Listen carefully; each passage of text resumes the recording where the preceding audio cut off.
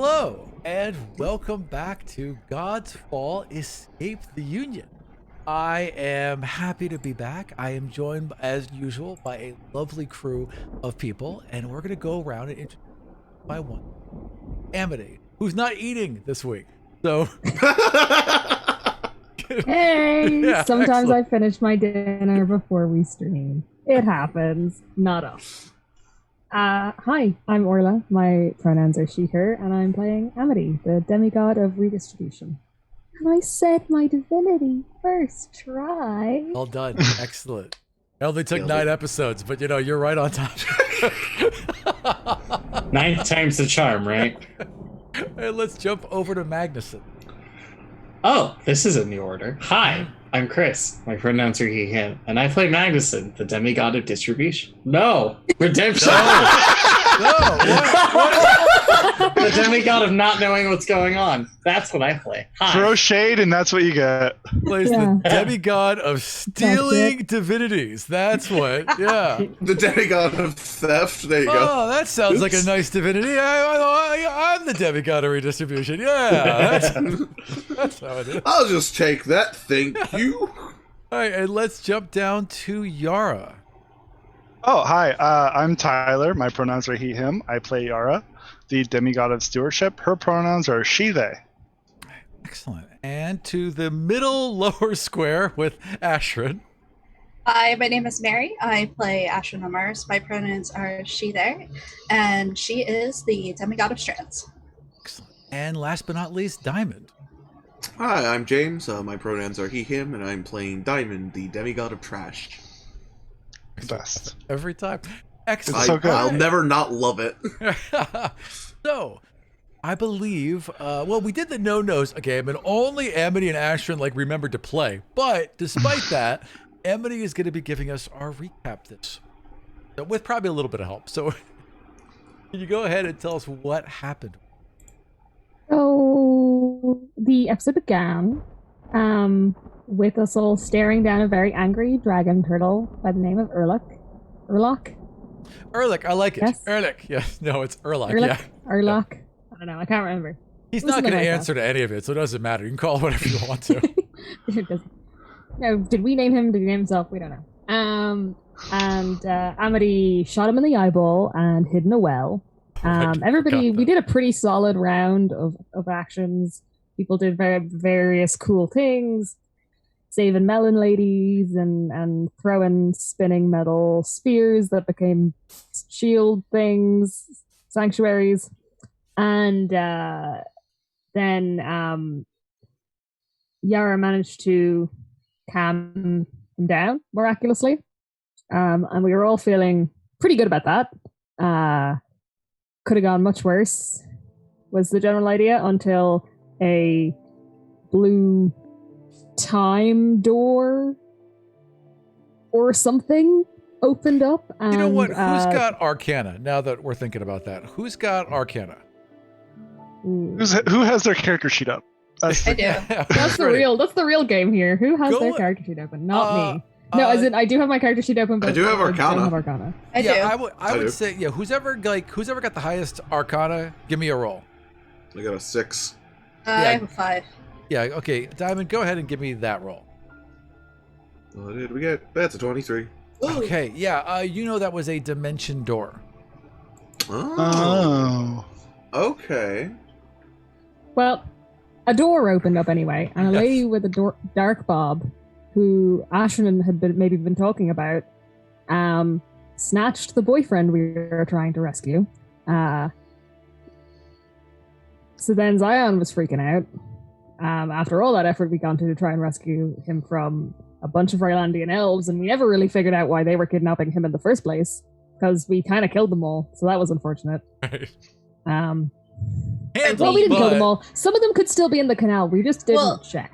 By we, you mean Yara killed them all. I killed them all. Assumed Yeah. they were dead. Right. Yeah, Okay, there's a Amity, you bunch of killed them one. I killed one. Right. For a purpose. Right. It was strategic. Right. That And then it went Yara it backfired revenge horribly. massacred all the rest of them. Yeah, we don't know that they're all dead. Some of them could just be in the canal. We don't know for sure. But the ones that you are sure of that were dead died so They're, like, horribly super that dead. you Like, just they're real assume nothing could have survived. Shout out to that one Rylandian elf who like saw the rest of them get like mowed down and immediately was just like, I'm gonna play dead. Right? You're just Just- floating in the canal. Had the sense to swim deeper, so they got away. Yeah. Floated down the So- canal, and when once was sure nobody was gonna mess with them, was just like, I gotta go. Right. Returned Yeah, to 'cause Ryland there and was a- never left again. Yeah, there's just a lot going on, so we never really figured out the Ryland angle. But so then everyone was freaking out, especially Zion, who was yelling at everybody. Right. Very upset that Zion. his He will be missed. his boyfriend had been stolen again. So that's, I mean, fair enough. So then everyone was freaking out, and Ashrin found a string on the floor that she put in the book that Caitlin had given her, which showed them visions of Para being basically turned evil and burning down the Ironwood forest. And so that was pretty much universally bad. And even though Emily doesn't know a lot about magic and doesn't know a lot about the Ironwood, even she was like, nope, that seems super bad. And so I should probably fix this. And use the Stone of Jadar to go back in time so that she could grab Para before whoever the lady that was stealing him could grab him, and none of that happened. And so then she had to explain to everyone what would have happened if she hadn't done the thing that she did that now happened. And to their credit, they all believed you that it was real. Yeah. You know, that you didn't just Well, I make it had up. like Weird also in like the Union. teleported 30 feet. So like Yeah. they saw me in one place, and then I was on the opposite side of the group, standing right beside everybody. Sure. Of like talking to them about things. Sure, no, that's fair. But like, I mean, they've also seen the Union do weird, glitchy things. Like I'm not sure if the first assumption would be, oh, she clearly rewound time. You know, right? Well, it would be what I'm saying. I just rewound time. Sure. Again, no, I'm saying that I think it's a credit to you guys as a group that when someone says that to you, you believe them because Well, again, the last time that it's- happened, somebody had a rainbow eye that kind of made it obvious. Right. It was obvious, and like it wasn't like here where it's like you didn't come back and say, haha, all these events transpired while I was right next to you. And yet you don't remember any of them. Only I do. And I saved you and you all owe me your life because I had a magic stone. You know? When you put it like Amity that. hasn't been But full also of don't wanna bullshit this talk entire about it. time, so That's true. Ebony has been a straight shooter, pretty much. You know? Aggressive. To a fault. Right? Sometimes too much. Yeah. Yeah, Aggressive That's fair. kindness. This is fair criticism. Aggressive protection, aggressive storytelling, it all pretty much is the same line. All right, It's good, so though. Consistent. I got a brand. yes, exactly. So after that, We kind of just went to a cafe and freaked out right, for a while. yes, We all sat around at a cafe. And, Much the ending of I started to get Avengers. drunk, right, yes, and we just kind of freaked out for a little while, chatted through what had just happened. And then Diamond decided to have another look at the book, which is, dream magic. Was like, okay, dream magic. And then looked at the coins and realized that each of the coins we had was in fact a wish spell. And that's when we, the players, started to freak out and yell at you. yes, exactly. That's how you know it's a And then- good game. Yeah, and then you end the episode, because that's normally when we start screaming your name and you're like, and now we're done. Yeah, it might For as the- well be like, yeah, you might as well just say end scene, right? Instead For of the audience, a little fuck you, Arav. background. We spent like an hour after that session just like freaking out, literally freaking out. I'm not just saying like, oh, I'm like, ah! Pretty much. it's an appropriate level. I freak wish out. we had recorded it so we could put it up as like an extra Patreon thing. Yeah. I should have let Yeah, the we all Just went all of next- us shouting. Yeah, Just yeah, all yeah. of us shouting. Yeah, because you guys were on Discord at that point, right? Not on Mhm. Zoom? Right, Yeah. okay, Yeah. yeah. Yeah, we Next time. moved. We were on, sorry, what were we on? Discord. It Never should- change your It should be that. I mean, I recognize at this point that it isn't. And I probably could make a concerted effort to change, but I don't want to. No, please keep saying it the way you've been saying it. If you changed now, I'd be put off. I'd be like, Right. what? What did you say? It's just better. It's just better. Shall we discuss on the Discord? You know, that's just how it should be. I think you Alright, guys so- give me shit for how I say Oregon when we hang out with a Rom. Arr, like a pirate. Arr, good. All right, sorry. Anyway, so yes, you all have a wish. You have a wish coin, and you're in a little cafe being attended to by a kindly older human woman. Her name is Beatrice, and she just makes a killer tea. Like she must have. There's like a big old chalkboard, and in her handwriting, she's just written names of teas, and sometimes and like some have been up there for a while, so they're like half rubbed out like with the side of her hand, and some of them are like written over twice, and many are just scratched out while others are erased. There's like there's not a real consistency to Is her she system here. secretly Uncle Iroh? No, she's not. She should be though, but she's not. She's not. She's just like she's just a nice old lady who likes tea, and she's like a big garden, so she grows a lot of this. You know, yeah. So, I'm very curious. Like, can you buy the tea? Can you like buy packets of the tea Oh, in this sure. place, or is Sure. yeah? I have you no know, money though, so she's basically I'll- just got like drying barrels of it, so it's not like it's all packaged and things. She Oh. just gets a sack and fills it with tea, whatever you want. Okay, this is purely for flavor, but this is the first place that I think I've ever come where like, okay, this is chill. I want to trade some of the stuff in my bag because it's all Okay. plants from the ironwood for some of her tea. Ah, well, barter, shall we do? Well, you know, barter doesn't pay the rent, but I'll have a look at what you have. She seems amused by it, and she seems to like, well, she's kind of interpreting you as a kid, so she seems Yeah. to like kids, yeah. So now I don't know how much rare stuff Yara has, but she'll like play some of her nice stuff because What she would you grew like a lot to of show it. her? You have consistently said that you kept really good care, and obviously with your divinity, it would make sense for you to have like a seed of everything in this little magic pouch of yours, just in case you have to replant it somewhere, right? So Yes. What would you think would be something you'd want to share with her?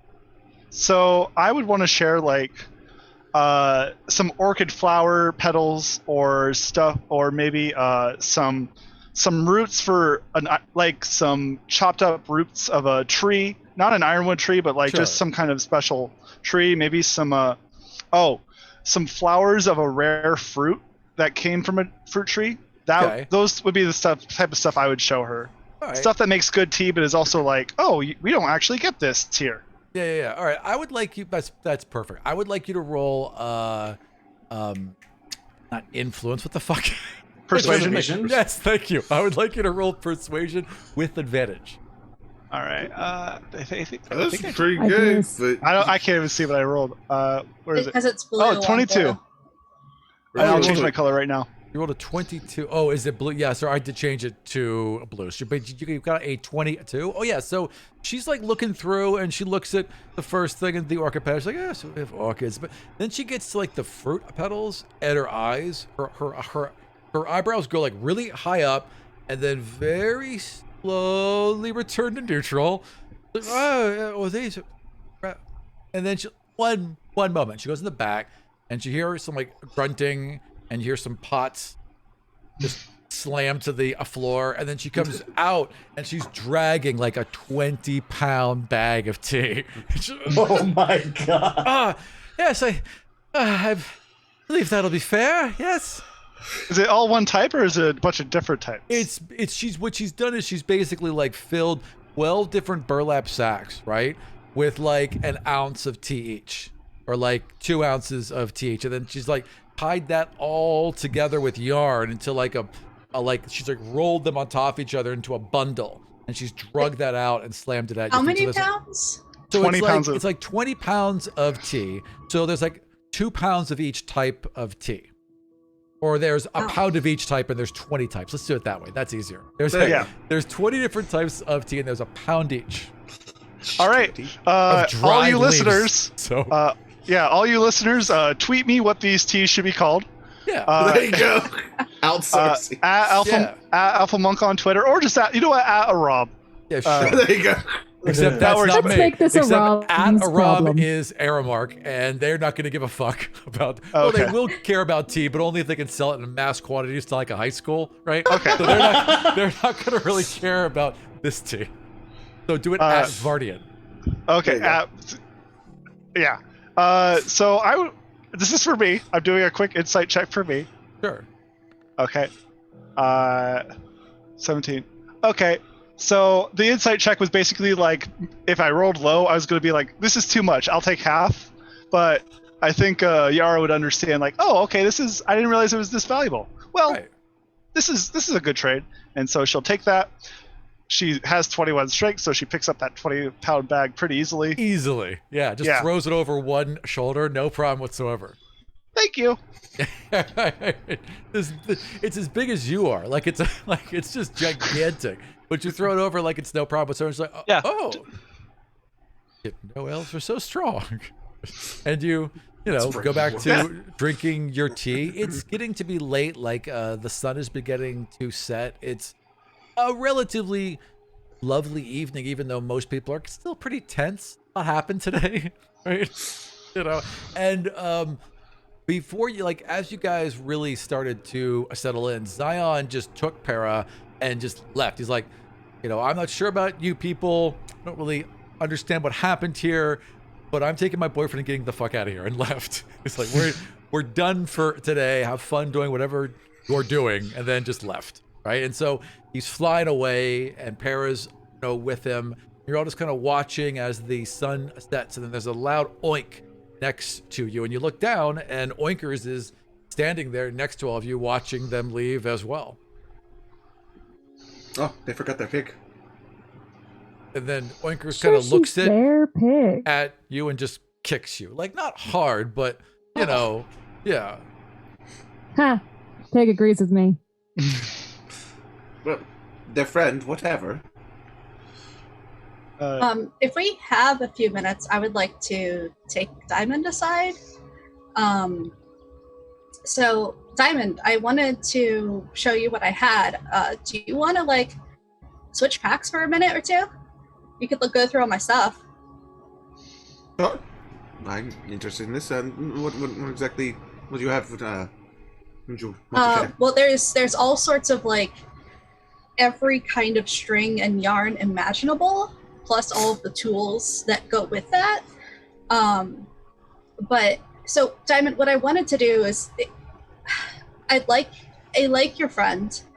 I was wondering if you'd let me put something on the pouch where he lives. Would you let me do that? Yes, not a problem. You see Diamond pull her big old bag off and put that over. She slides it across there for you. Looking at it, you're like, it's pretty big, but boy howdy, a whole lot more sure comes out of that thing. And so Ashton will take out gold colored embroidery floss and start doing that. So Diamond,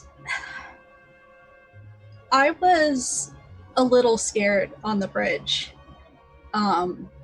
because Super scary. That's understandable. Well, the last time I had metal thrown at me, it hurt a lot. You remember when I disappeared? I do, yes, back in the cave, yes. Yeah, so we were being chased by Rappel, my sister Kiantra and I, and he hit me several times, and I am pretty sure that if we were there for much longer, he might have taken me down. And so when you threw that metal piece at me, it was a little scary. Oh, I figured out it was from you. No, it's fine. You did the right thing. I wanted you to know. And let me know if you have other stuff like that, because I really don't want to be afraid of the good stuff, I don't want my memory of Repel affecting me in that way. Does that make sense? You see Diamond nod pretty vigorously, and she's like, no, this makes a lot of sense to me. I had a member on our crew who had a very bad run-in with some of the chemicals we use for some of the things down in the mines. And one time, measurements were made wrong or something along those lines. There was an explosion.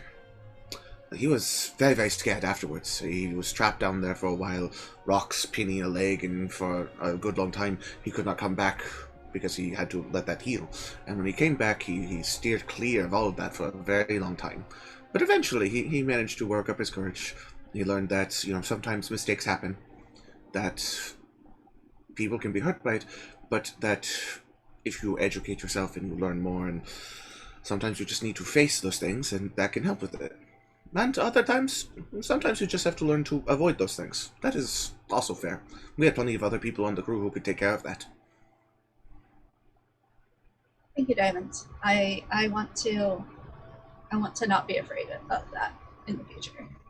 But now that I know it's from you, I'll be okay. Yes, if you need to know, she starts reaching into pockets and starts pulling out more of the weird tidbits and bobbits and everything else that she uses as part of her ability to cast spells, and she puts down another one of those weird metal symbols down on the table, and you recognize it as the one that was thrown towards you, and she says, that is for a sanctuary spell. I also have these. She puts down one that's like silver in color instead, and she says that would be for a shield spell. I have these. She puts down more of those bubbles that would be towards the pearls that become featherfall. She rolls those over, and she's like, I have she just pulls out all sorts of just weird things that are components, you suppose, or something like that. It's one of those things that if you run a hand over it, you know how you can tell something's live with electricity. I feel it's probably something like that, where if you run a hand over it, you can tell it's live with magic in a way. That something would be. But she sort of runs you through what each one does, how she has some of these, and probably between other stuff back when we were traveling in the desert on the back of Ineos and stuff like that, you probably saw her pulling stuff out of her bag as she crafted more of these at one point in time. So it's not totally foreign to see what these are, but as she's sitting there, she runs you down this is what this does, this is what this does, this is what this does, so that you do have an idea of what these are, what to expect. Thank you. And I know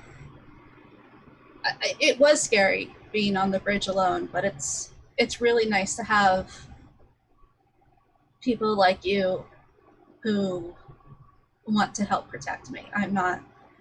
I'm not used to that. Thank you. You're welcome. And the thing she is embroidering is a gold boizoi with a circle around it with lots of curly cues, but it's all in gold embroidery frost. Oh, that's adorable. I love that. Yeah, she occasionally glances as you're looking at that, and you can see a big smile on her face as she realizes what it is after a while. And once you start getting that finished up, I thought he needed a little patch on the place where he lives, because everybody needs a little thing that says this is home. This is very good. I think Kitsuki will enjoy this. You have done a very good thing. Thank you, Ashton. Thank you, Diamond. You're welcome. You kind of look down after a minute, and Oinkers has kind of walked up and just kind of inserted himself in between you and seems to be looking at both you and nodding, as you both make points. Seems very happy. Diamond at some point. Yeah, we take likes turns. That. Yeah, we take turns petting Oinkers. Yeah, totally. Also, as Oinkers is being pet, Oinkers is definitely trying to be sneakily nosing through your bag, looking for apple cores and things like that. Right? Oinkers, do you want a bandana or a hat or something? I can make you one.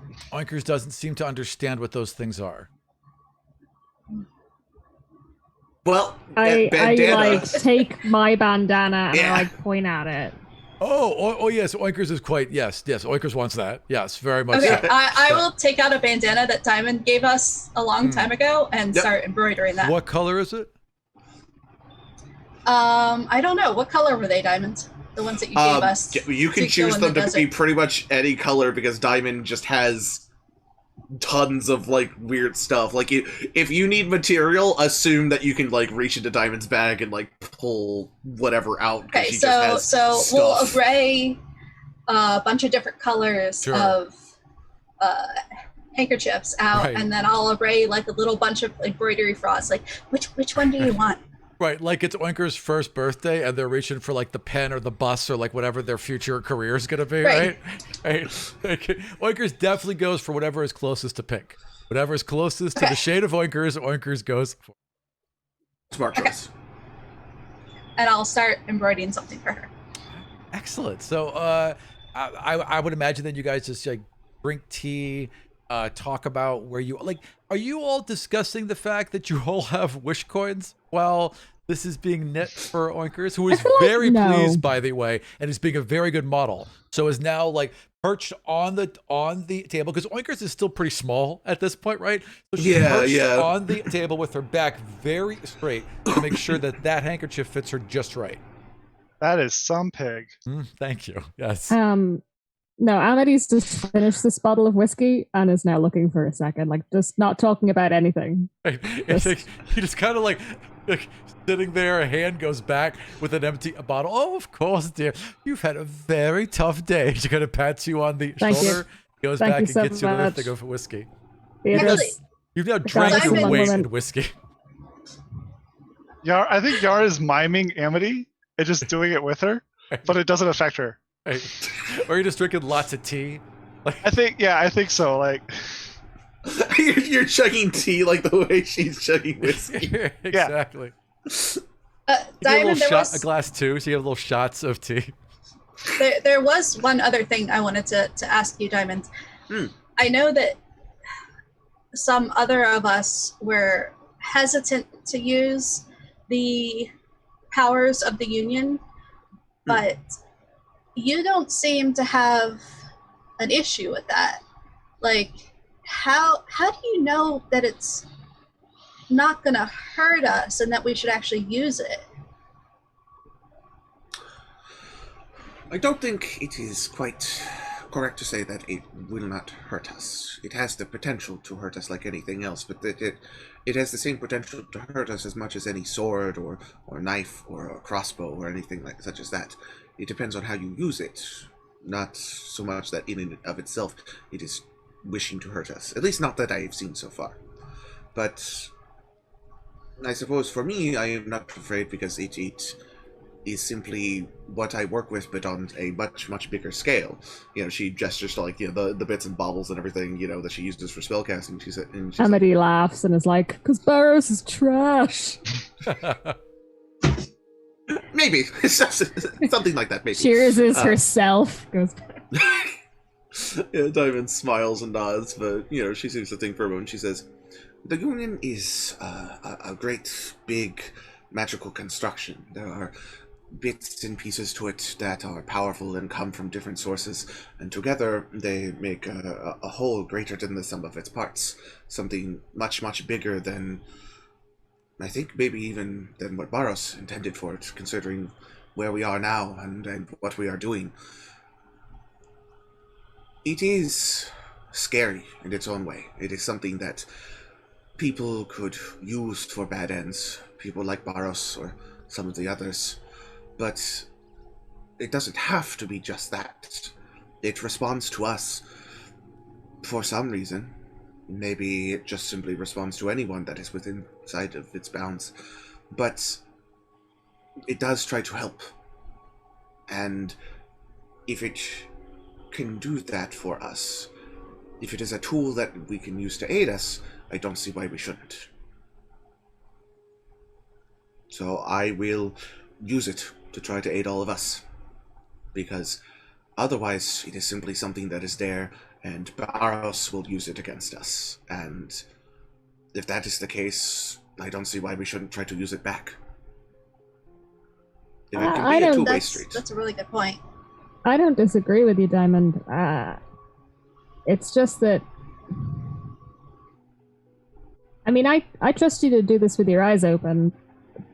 My only concern is that things are rarely free, especially not magic. Things don't get magically conjured into your bare hands for nothing. There's a cost. There's always a cost. So, I mean, This is true. you're good at this stuff. So I imagine when the other shoe drops, you'll be the first to know, and you'll tell the rest of us. I will try. But if there is a cost for all of this, if there's a cost to using the Union and using it to help all of you and to keep people safe, I think I have a very big coin that I can use to pay for it with. You know, it's like Mother always says, and I think it applies here. Never count your mortal follies before they hatch. Common saying, eh? Yes. Your mother is wise. Strangely worded, but wise. Yeah. Odd but wise. I think that's fair. That's pretty much We seems shouldn't how worry- you we described her. We shouldn't worry about this right now. But you know, Yeah. Bizarrely, yes, I also agree with that. Astron, sorry, this is going to be probably more difficult to do now, but I really needed to take the edge off. I saw a bunch of stuff, you did things, and I don't know if I explained them well, so You kind of. I don't know if this. Yeah, but I don't know if this is going to work, but maybe the way our powers linked up last time when we fought the worm. Yeah. Well, we didn't fight the worm when we turned the worm into a giant bear. You stole the worm. Yes. his name's Ennius. Yes. When that happened, it was like afterwards, it was kind of like we had each other's feelings. We didn't do it on purpose. So I was thinking if we tried to do it on purpose, maybe you could see what I saw, and then you would know what had happened, and then You think would it would? you would help You you think it would help understand what if you did I with the saw? book. No, because I didn't see what you saw. I only saw what I saw, you know? Okay. Yeah, we can try You- that. So it wouldn't be the same as getting your memories of the other timeline back. Well, only not back because you've never had them. God, grammar But is I've- hard. You talked about a woman, and it sounds like the same person that Keontra and I saw with Repel. So it'd be Probably, but- interesting to see if it was the same woman, because it sounds but- like it. But Yeah, and then the thing you did with the book, I just think it would be better if you saw what you did, you know? And more yeah, useful than yeah, me we can knowing. do that. Yeah. All right, let's give this a go. So how are you exactly trying to do? What is the mechanic you're So, what I'm trying to do, yeah? Is like building on our redistribute the memories. previous, yeah, in a little way, but building on our previous bridge and Sure, that connection Sure. of the idea of like moving information along a thread. So I'm Right. thinking of my connection to Ashran being like fiber optic cable. Okay. Okay. All right. Okay. Maybe Here's what I'd like you move to it. do. Hold up. Maybe move it from the past Ashran, or the Ashran that you saw, and Yeah. move it to you, and then back to me. Yeah, and it's Redistributing. like I'm moving it around, and it's Yeah. both my thing of moving stuff and your thing of like connections and strands and stuff, and that's how I'm envisioning this working. I will give you an option. You could either roll your divinity or performance. It would my divinity. Yes, absolutely my divinity. But yeah.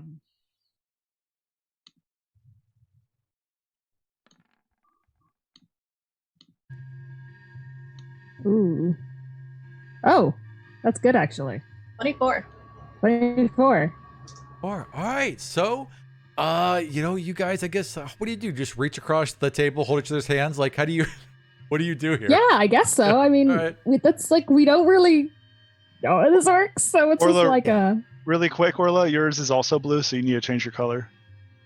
You can be green or black now. Sorry, I changed the background from green to blue. You to be change it less harsh. every game, Aram. Yeah, you Well, just- okay, look, it's a progress. It's a thing in progress, you know. Not everyone's perfect right out of the bat. Am I I'm sorry. allowed to have green now? Because I can have wanted green. green before and I wasn't. You can sure. have green. You just can't have blue. Is that Because- visible? And I didn't tell you because, you know, surprise. Oh. That is unfortunately not visible. Oh, sad. Yeah, you gotta do like a bright green, super bright green. Unless that was, and then you can't do that. No, it wasn't. Yeah. Like that? So, I would say Yeah. that. We'll figure it Perfect. out. Yeah. So you reach across the. So you know what? Actually, your mom, Amity. Your mom like, she had a couple tricks she used to do that like weren't really part of her background at all, but she would just incorporate them because the tourists expected it, right? So you just kind of like instinctively flip over your teacup and have the leaves like fill out onto the plate in front of you as if you were going to read them. But as you pull it up, like they shift and move. And as you're holding hands and sharing this in between you, they start to show you everything that you imagine. They kind of like play it out almost as if it was like a moving Etch-a-Sketch. And you're able to share all of the visions and ideas that you were talking about. And Ashford, as you're watching them, and in fact, as anyone who wants to watches this as well, it all feels familiar. Like it's all heavily shrouded in deja vu, even though it's all new information. So, I think that is the same woman. It definitely looks like her.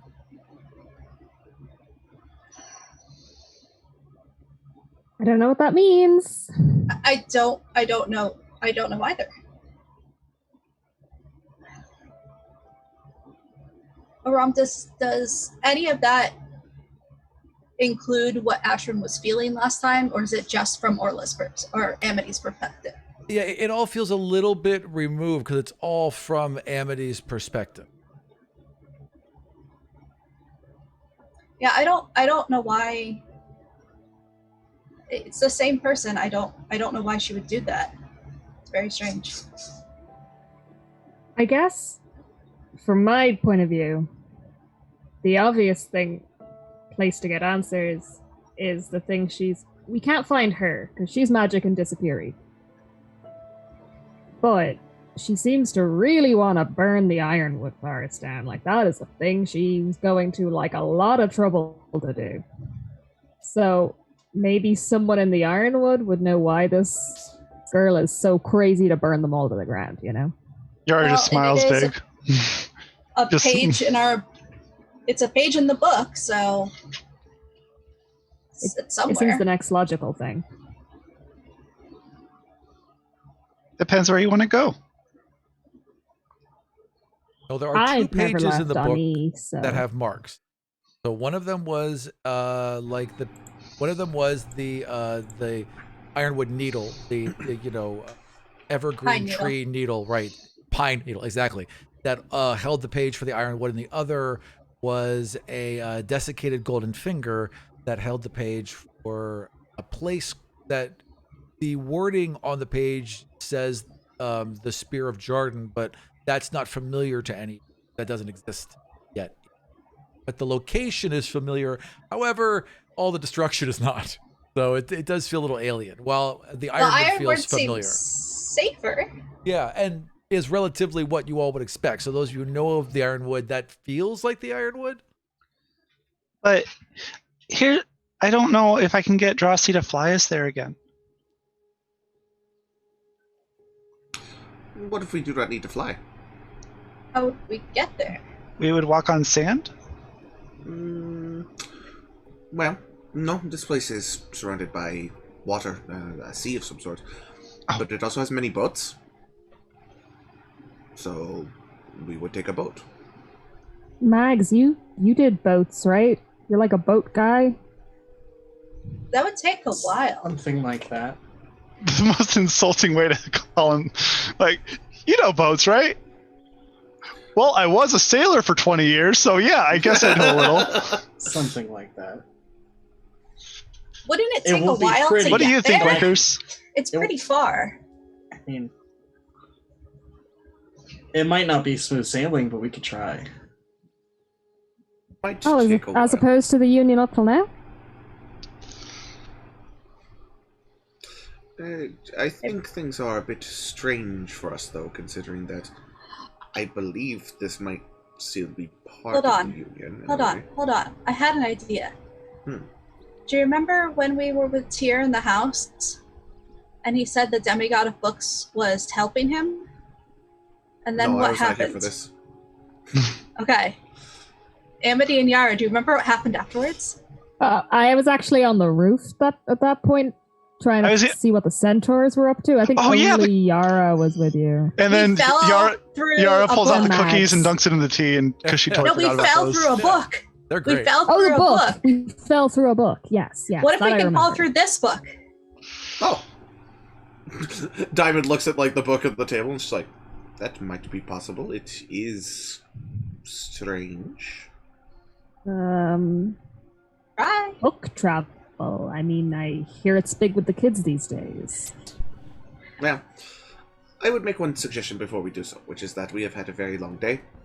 We are in a city.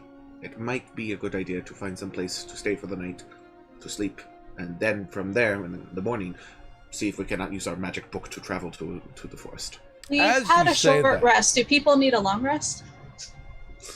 Couldn't hurt. It couldn't hurt. Also, our characters have been Psychologically or, like, going health for a point while. wise? Yeah. We will get exhaustion otherwise. Yeah, I would say that as you're saying that, Beatrice walks up. It's like, well, you know, dearies, I have a rumpus room that I happily rent out to good people. You all seem like good people, and there's cots and blankets and pillows, and if you don't mind cats, I believe you'll have a lovely evening. Cats? Yes, think this would cats. Cats. About a dozen of them. I take care of them, you understand, for the neighborhood. There's many stray cats and honey, and they all need love and warm place to sleep. And So you're saying you're a Cats. steward of the neighborhood? oh, I suppose you could say that. I have been here for a very long time, and despite the fact that they've tried to chase me out several times and get me to sell this house, I've steadfastly refused. I've lived here, my neighborhood. And I shall say when I go. I am legitimately wondering if, like, she would get power from this, but probably not a lot. Anyways, I don't want to go into that right now. That's a question for another day. Astrid is furiously crocheting cat toys. Oh, it looks. Oh, she's at the very. And there's like now, like the cats have kind of sensed it, and a couple of them have like come up and meow and are, you know, pawing at your leg. Oinkers has turned into a large pink tabby and is just kind of strutting around. You can do that? Oh yeah, I guess That Oinkers is- hasn't done that yet. Yeah. So, No, that is What? really surprising to all of us. Is Yeah. Okay, I forgot about that. Yeah. So then Oinkers like sees like, oh, that's right. You know, you don't know. Oinkers turns into like an, you know, like jumps up on the table as a cat, and then kind of like rolls and unfolds into an alligator, and big pink tail like knocks a couple drinks, and then rolls over onto their back and turns into like a big snail, right? And kind of like scoots across and then turns into a bat and then back into a pig and just kind of, you know, runs around happy. This pig is strange, but I love it. Yeah, I feel like I would normally object more, but I'm all about it. I don't know what's happening. Margaret's is proud. She's kind of strutting around, like all proud of herself, you know. Wankers. That she told me her name, right? Yes. When you Yeah. when you all spoke, Okay. of course, Yeah. you could talk to animals, even though I wasn't expecting that at all. And now Wankers is kind of like a himbo, which I guess is what we're stuck with. So that's what's happening. Okay. Wankers, do you want to come with us And to the Wankers Ironwood? thinks for a moment, and like, you know, has been like eating some of the tea leaves, just like, you know, like pulls up big old snout full of tea leaves and kind of thoughtfully chewing. Like, yeah, Yeah, and talks to you. I assume because you have Yeah. the connection open. Yeah. Yeah. I bet the Ironwood's nice. Like I had a good time there. We made some friends, and probably some friends are still there. So yeah, I'll go to the Ironwood. I'm Why from not? there. Let's go to the Ironwood. Yeah. You're from the Ironwood. Oh, do you have one of the bows? Do you have a special bow that shoots special arrows?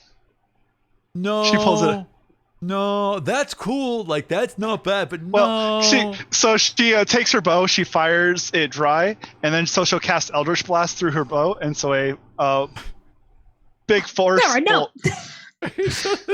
Where You are point we it out shooting the door, and it just shoots Where out are to the you street. shooting So this? You guys are on the street. You're sitting in a little like cafe. shoot on it the in street. the air. Shoot it in the Where- air. Just into a wall. Into a wall. Into a wall? Into the water. Whose wall? Across the street.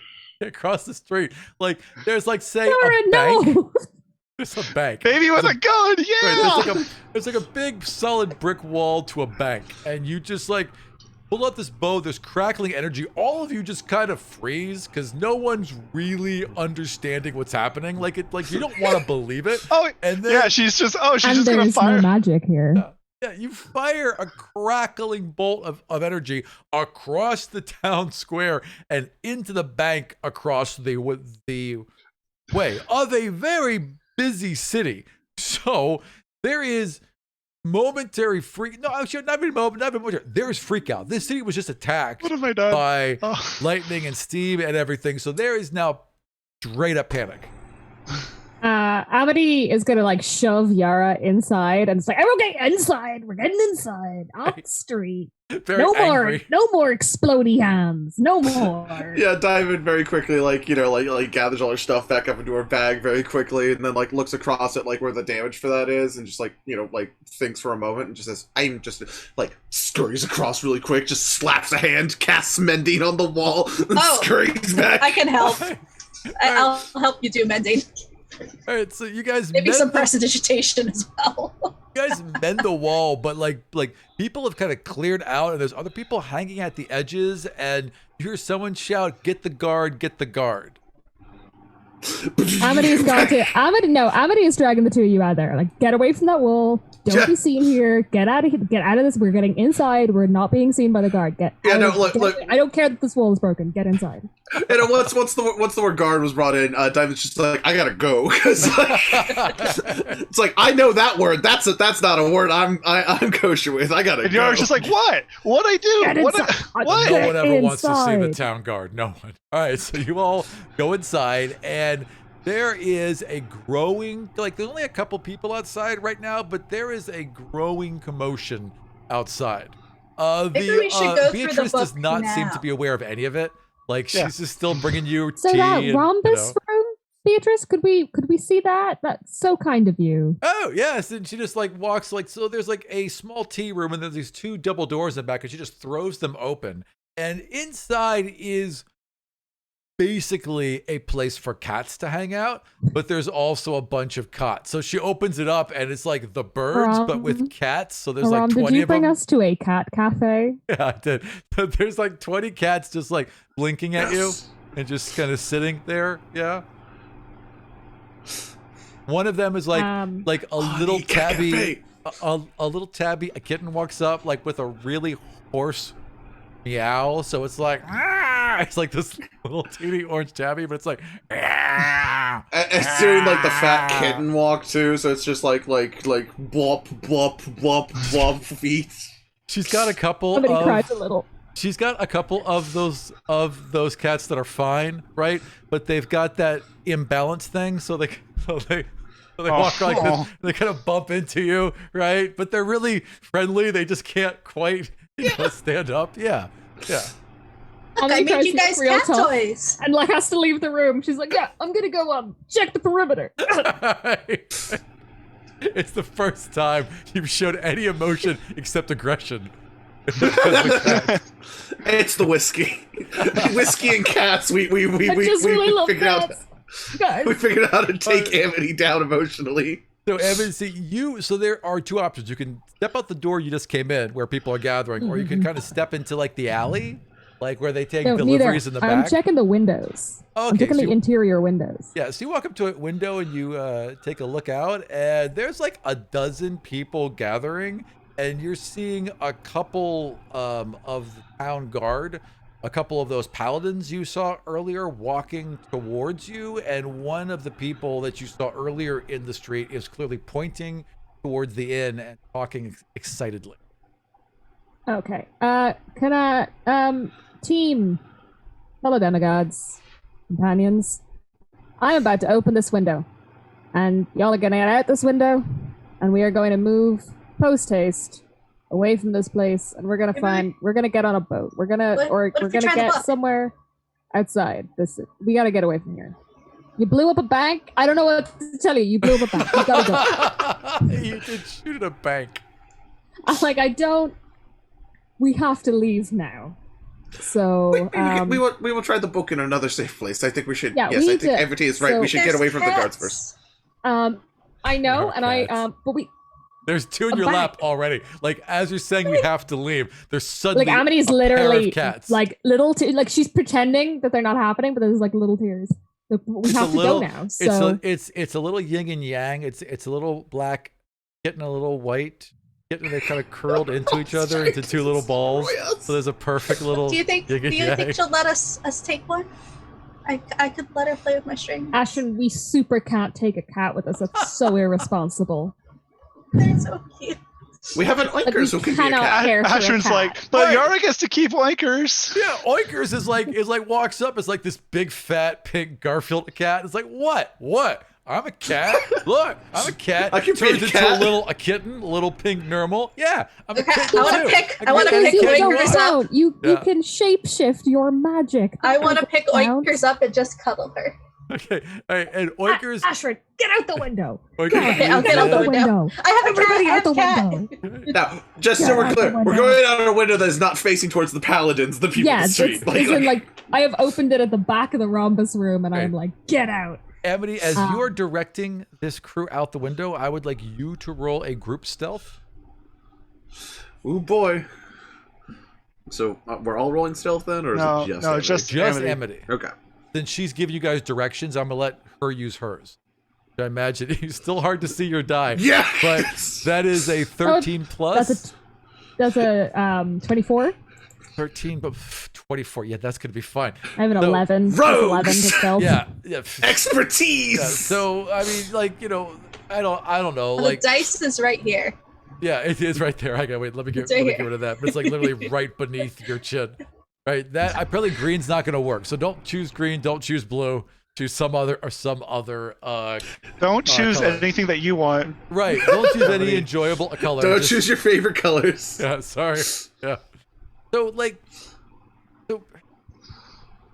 well, you direct them so well that it's like you guys just get out. You guys just like are gone, and by the time you're on the back, you can hear like a knock, knock, knock. You know, open up. We have some questions, and you're just like, oh well, 1 second. There's just me and the tea, and then you are down an alley and away.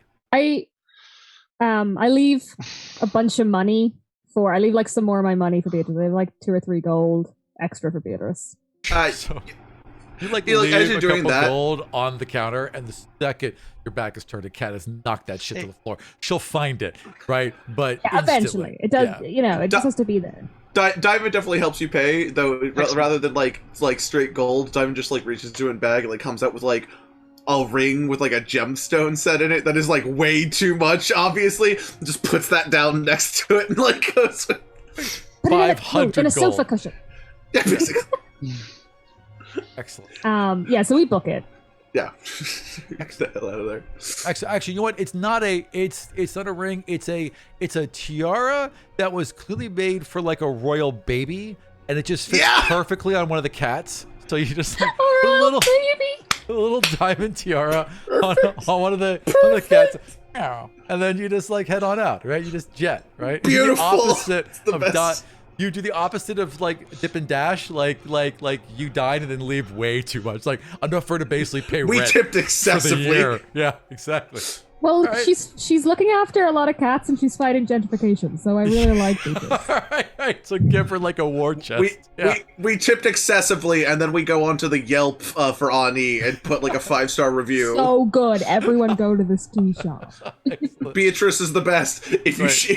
if you happen to accidentally shoot a bank, she's got you covered. Right, exactly. Yeah, well, Yelp in this world would like just like be painting on the side of the building, which is just going to get you in more trouble. But otherwise, yes, it works well. Just like cast Yeah. magic mouth on the way out, and then just head out of town. Yeah, so you are in a back alley, quickly making your way back towards the docks, I assume, or wherever you want to go. Frankly, Yeah, Where would you like to in go case the city? book doesn't work, I guess we should go in that direction. That seemed to be your inclination. Okay, so you head down to the docks. Again, it's relatively busy. You slip into a crowd and feel anonymous instantly. Much only the way that a city can make you feel, 5 rather, you would recognize you all, I think, there, right? Yeah. Walking down the street, having an argument with each other, talking about magic coins and books that'll transport you in bullshit, right? Someone's gonna like what the fuck? The kids are Also, on drugs. I'm an anthropomorphic raccoon person. There's Yeah. also you know? that. There's also that. And wow, this is a fantasy world where people have seen Tabaxi. I don't think they've seen Rabaxi. They've seen the other ones, Yeah. I would love us to find like a quiet, like a bit of alley behind some boxes to try this Sure. book. Easy. In fact, there's one alley where there's a lot of public wells in Ani. So in the back of these alleys, they frequently open up to like a public well that's shared amongst the homes or the businesses. And in this particular one, it's been Oh yeah. there's a lot of benches and plants and it's nice. Yeah, because the wells here would just fill from the water from the canal because it's all magic, right? Exactly. Because all the water in Ani is safe to drink no matter where you get it from. Exactly. Not only is it So. safe to drink, but it has magical properties. So it basically, no one gets the common cold in ever because they drink the water. It literally keeps God, that's them the healthy. dream right there. Yeah, 'cause Their crops are amazing, and it's like all aspects of it. So they can grow more crops. They can feed larger animals. There's less miscarriages. I mean, like in all aspects of their health, like their teeth are great. Like there was fluoride in the water, right? So in general, if you live in Ani, you are going to live a better life just from drinking the water every single day. And you can't bottle it, higher right? standard of living.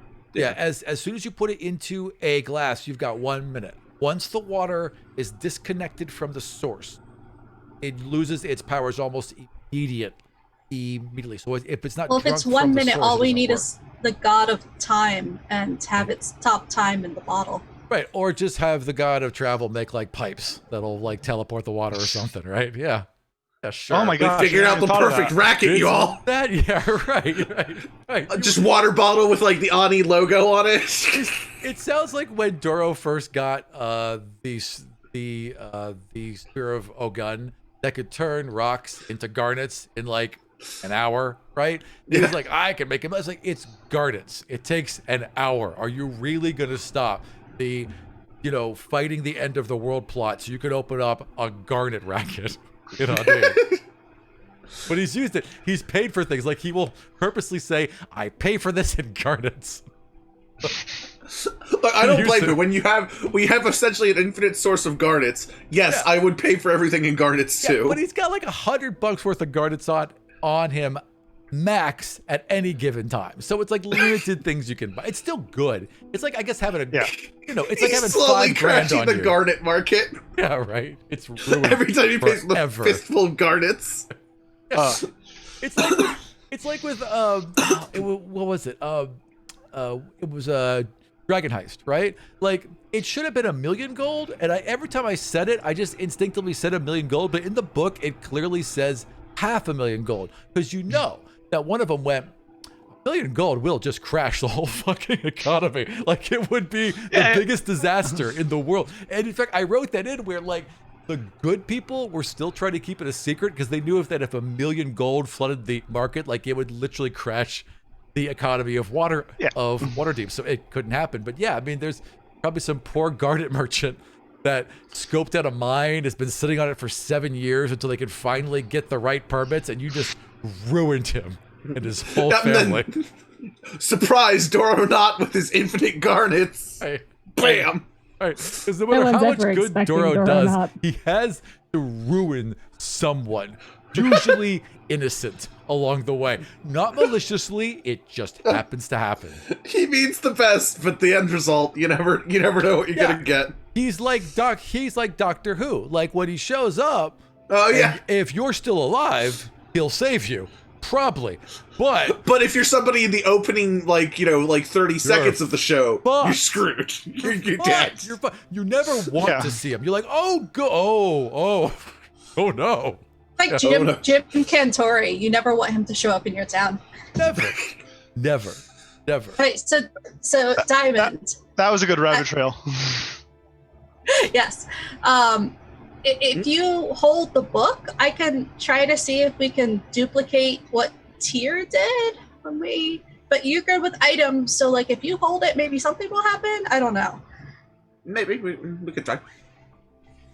Okay, Diamond. I am going to try to replicate what Tyr did, so we can jump through the book. I don't remember what you told us mechanically, Sure. but I don't think I told you anything mechanically, so that's actually fine. Okay. I would like you roll. You can either roll your divinity or arcana. okay.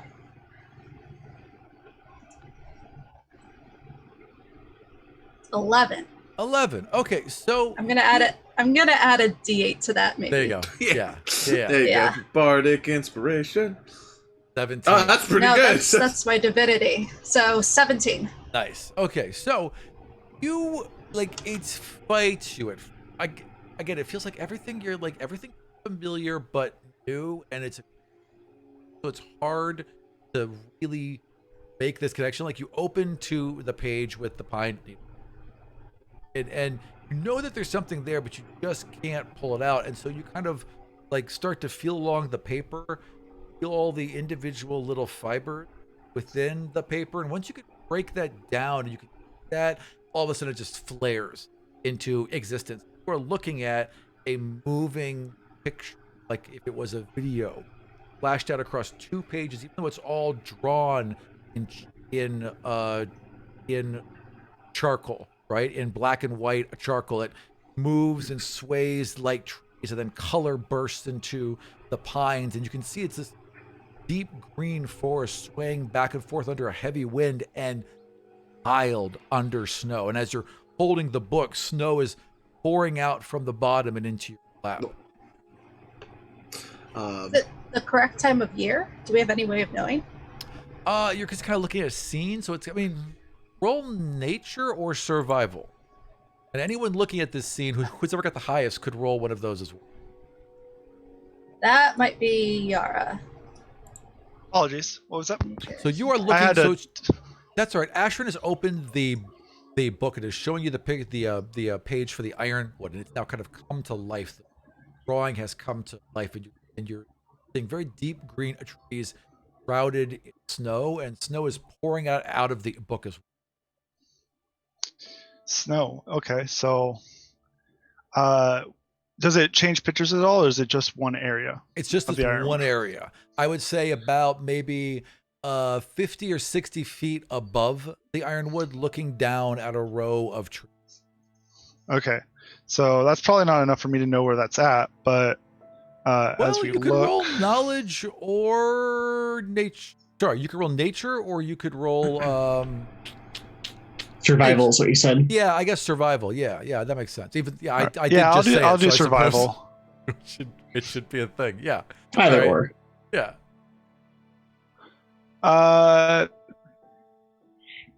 That's going to be a 15.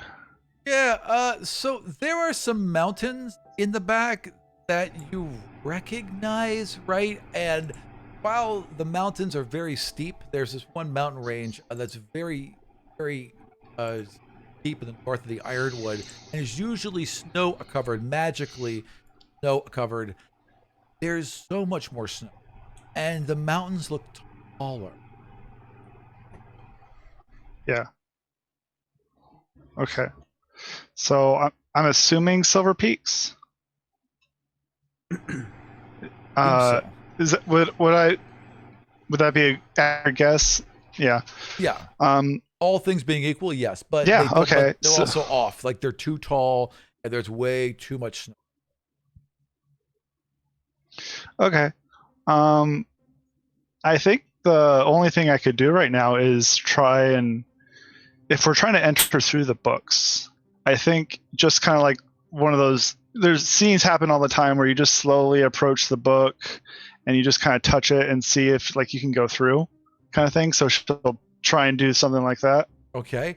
And- As soon as Yara touches the book, like pink and purple energy seems to consume her, starting at the fingertips, flying up her arm, and then she just is gone.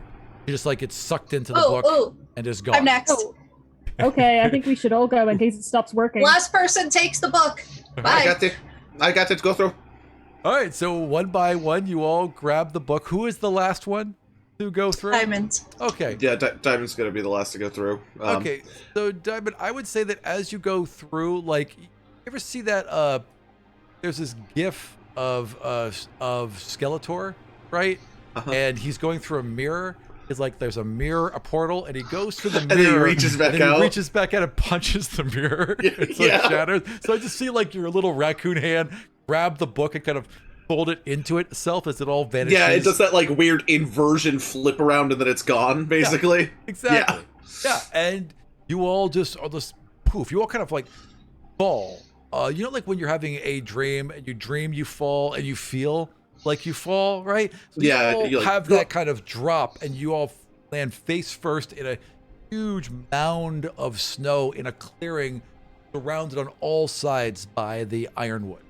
Late at night, the sky is filled with stars, and it's very cold. I did not know there was this many stars in the sky. This is man. Look at they This is Uh, crazy. have colors. Stars have colors. It's also just- really cold. Quick, everyone sound off real quick. I want to make sure everyone is here. I am here. Okay, there's Ashton, Ashton. Amity. I brought the whiskey. Okay. Yara, Oh, excellent. Yara, Magnuson, are you there? I'm here. Okay, Magnuson.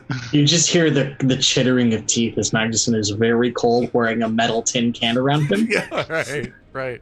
I'm Okay. a little thankful for my leathers. Not gonna And lie, I'm here better as than well. the desert. I'm going And- to Ah. hearing that, I'll cast create bonfire and create a Oinkers like campfire. Oh, bites yeah, you on the Orcus. ankle, Diamond, and Ah! like, you know, I'm here too, even though you didn't ask, right? Oh. And then it's kind I of am like sorry, Orcus. You're Is no, it- I'm forgetting, walks to but the it's edge fine. and I will. sits down and stares at you as Yara Is Oinker still creates this a kitten? bonfire.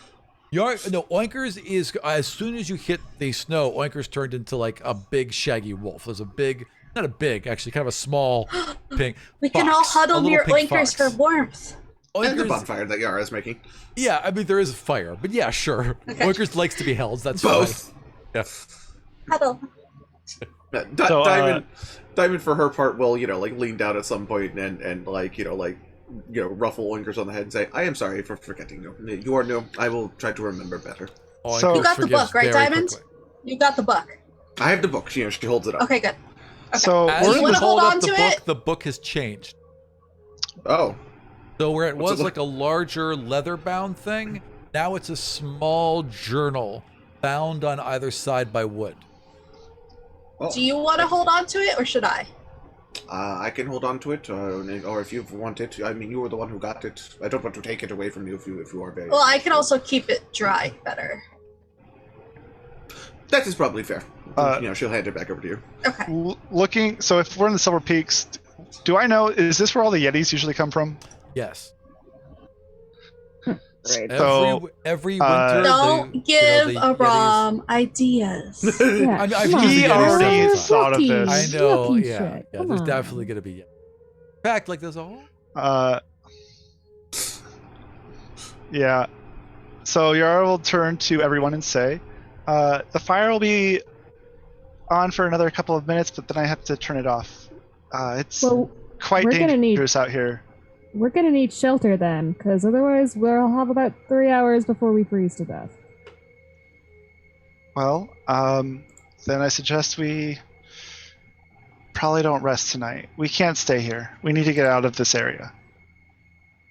Great. I can Let's make do things that warm, but then. it lasts like a couple of seconds, minutes. Even That's about it. moving, Yara, even moving, I know you're used to these kind of conditions, but the No, rest of we us, will even die if moving- we stay here. We'll okay, but if we don't find shelter, we'll die too. Even walking won't keep us warm enough. Then we need to walk. What exactly It's like is the even next- walking won't keep us warm enough. We need to get Then- somewhere. Then we What need to find. question? I'm telling you, Amity. Okay. I'm telling you. You need to trust me. We can't stay here. We need. If we're gonna find shelter, we need to go and do it soon. Okay. Where do you want to go? So, I actually have a question about that. Would I know of anyone who's traveled around the Ironwood before? Like on the seas surrounding the Ironwood? Sure, on the seas, yes, because there is a very deep, sea next to the Ironwood that Mhm. separates the Ironwood from Ryland. So sure, absolutely, yes. Would I know of any sort of ports nearby the Ironwood Yes. in their cardinal directions? Yeah, there's one big port because there are some cliff sides where they have carved into, and they basically found silver, and they found it in such large Okay. quantities that they carved directly into the side of the cliff because the vein was facing the water, and as they carved in, they made access to the land above, and they formed a town. And so yeah, Okay. there's like one big port, and there's a road that leads to the Ironwood, and that's where all the trade happens. Okay. They- Okay. They do sell ironwood, right? Like they Right. will collect fallen branches, and sometimes a tree just has to be cut down because it's dangerous, Mhm. or they just fall down on their own out of old age, and they will sell that wood, right? Right. But it has to be marked by them, especially and Sure. the cost It's is kind of like a astronomical. proprietary thing. Right, exactly. And it's a sensible thing to take care of it, but also the profit helps them secure the forest. Hmm. So I've got a question about that though. So we know that out of character for a moment, we know that River Run exists in the middle of the Ironwood there and all that. Yep. But Magnuson has knowledge of this from before the war because Right. we're all prior to that. So did all that sort of thing exist prior to the Gods' War? Yeah, all those things were around. Some of them became more important. But yeah, River Run's always been there as a way to as a stop point, as a safe market with the with the elves, and it's like the one place you can go. As long as you stay on that main road, you're allowed to travel through the Ironwood. If you step off that main road, that's when they come after you.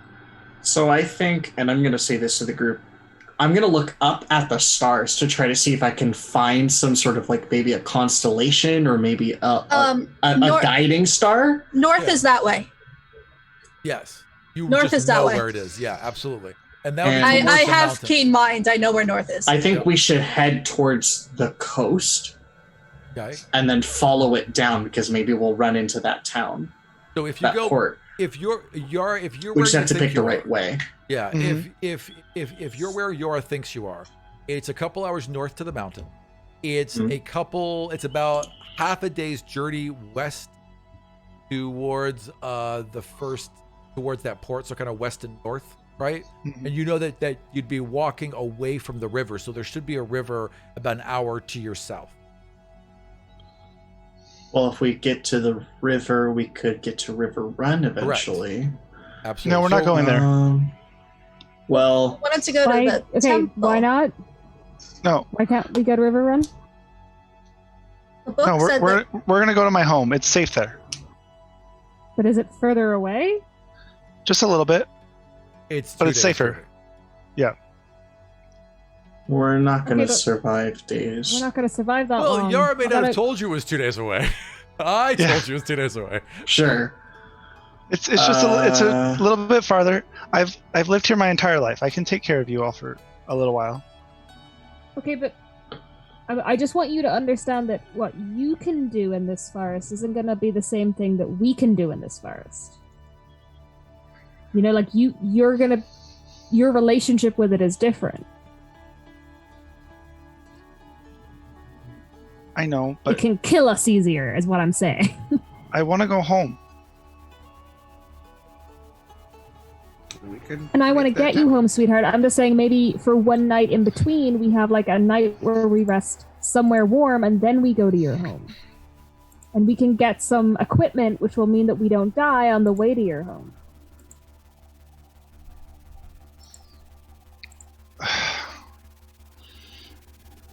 Yara looks very conflicted at the moment, and she's kind of like, I could get there by myself, but then I don't know if I'd ever see these people again, and we kind of have to stick together. And all this stuff's just going through her mind, and she just kind of looks around at the group, and she remembers how it was in the forest with the metal monster. Yeah. And basically how every time there's been a problem, like ultimately she's been the one that solves it. Like, if not to like say me as a player is smarter and better, but like ultimately No. Yara's actions have Yara's saved got this group confidence in her countless actions. times. She's always been very secure of her ideas. Yeah, sure. And she's like, yeah, they probably wouldn't survive. So do some stuff that we definitely can't. Can't just So leave them here she to their says- own devices. They'll clearly yeah. die. Yeah. Yeah, so she'll slowly nod, and Okay. she'll slowly. As you're Fine, kind we'll of go to like River Run. looking around at the forest around you, thinking about this, I would like you to roll perception. All right. Don't do it, it's a trap. Yeah, probably. Totally a trap. If you just don't 100%. roll, he can't tell you what happens. The ostrich maneuver. Meanwhile, Max is just sitting there kind of with his eyes closed, trying to imagine what everything would be like if there was no snow. It's just what the still quiet forest would look like. Yeah. Because he's been able to make things happen before. 22. No, Maybe that's he concentrates. That's fair. So you're kind of thinking about that. And as you're It's thinking like- about that, your eye is drawn towards the forest line to the east, and you're not sure why, but it bothered you for a moment. Then all of a sudden, an arrow flies out, sails past just past your face, and slams into the tree behind you. And in Elven, someone shouts, "You are not welcome here. You are not supposed to be here."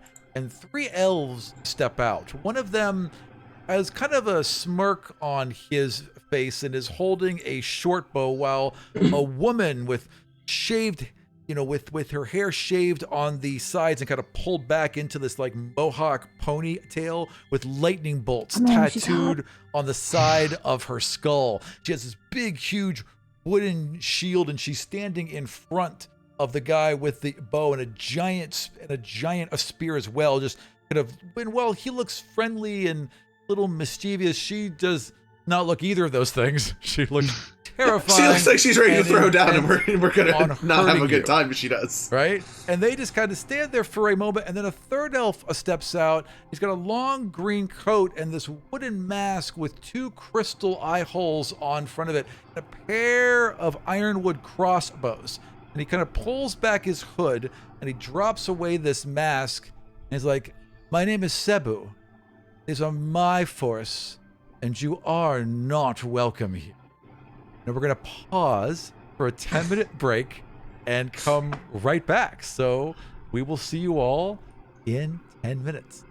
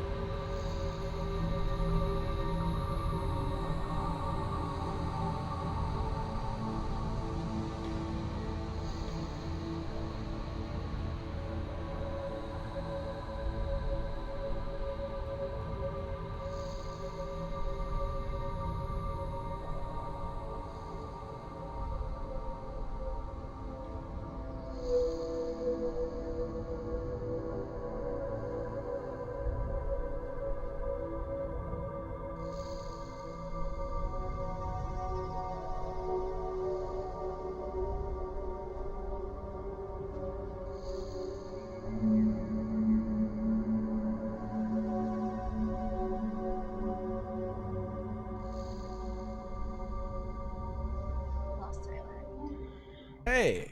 Okay, Tyler, we will be back in just a second. So, right as we left off, you had all been shot at, and we're in the forest where it's like really snowy, more so than it should have been. A couple things were off, like the mountains were too high, and there are two elves pointing. One pointing across, one pointing two crossbows, one pointing one bow, and then a woman, very strong-looking woman, who has a very serious expression, even a more serious spear.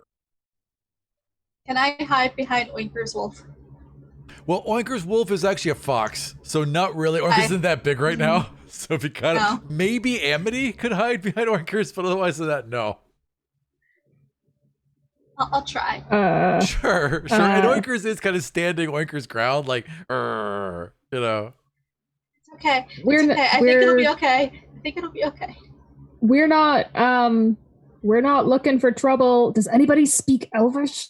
We're not looking for trouble. We'll try it. Yara speaks Elvish. Yara says. I believe Yara will have something to say in just one moment, actually. Just a moment. All right. Sorry about that. Excellent. So you got arrows pointed at you, and Amity has her hands up and just asked if anyone speaks Elvish, which I imagine Yara does. Yeah, Yara will smile and just walk forward so that Cebu can see her. I just imagine the moonlight kind of hitting her face, and she would say, Would you really not allow me to come back into my home? Cebu, are you that arrogant? Okay, excellent. And Cebu, looks at you, and I would like you to roll a 20-sided die and call high or low.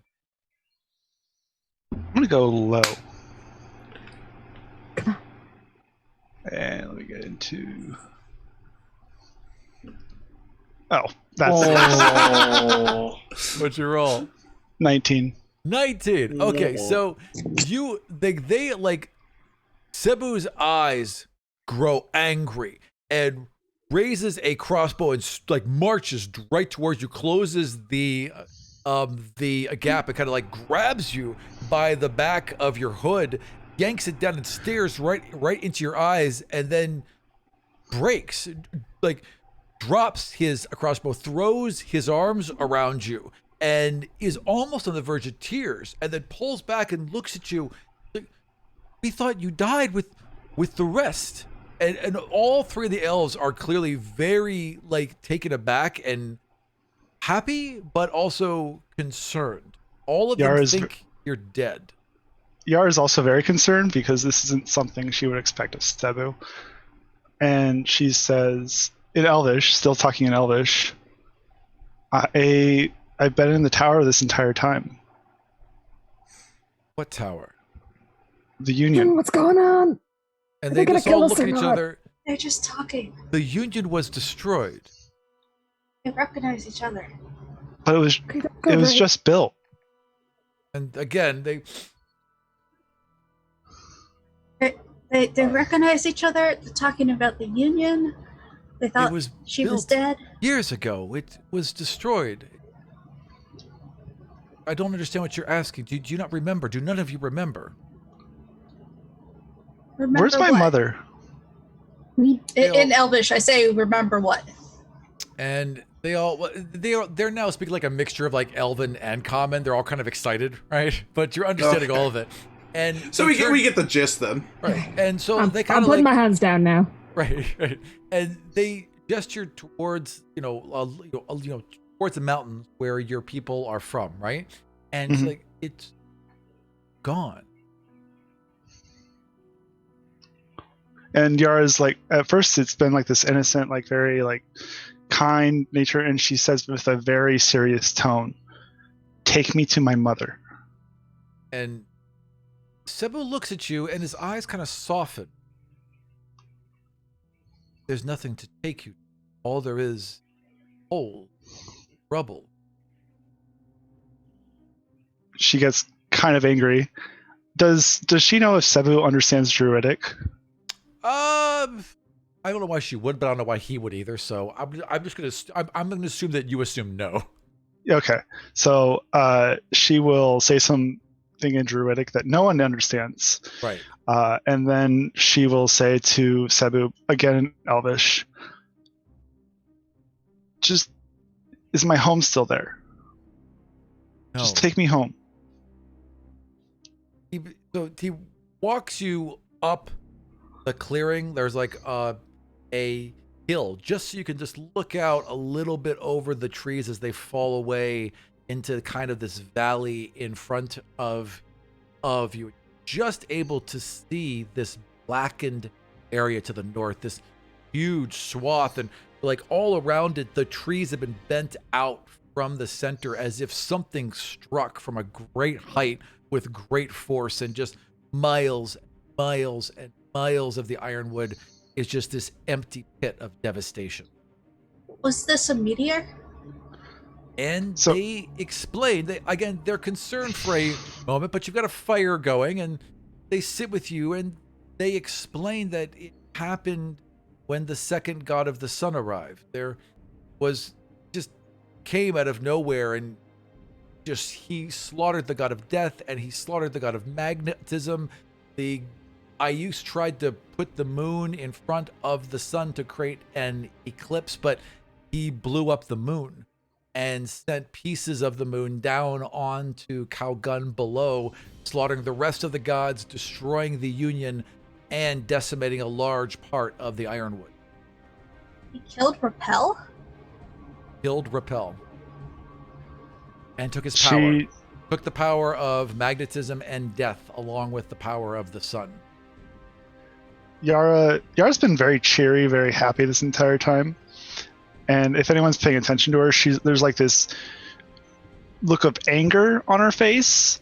And when he's done telling her story, she's just going to like stand up and walk away from the camp, maybe Okay. just to get away alone. Sure, Like- the elves aren't really keen on you going anywhere in this forest alone. Like, even you, They, like, yeah, you're allowed not to be that there, far away, right? Yeah. But they just don't want you, but they're worried about you. So just kind of keeping an eye. But yeah, they give you some distance, sure. Yes, and that's what she wants right now. Yeah. I'll just quickly as I can, explain to these three elves what we think has happened to us.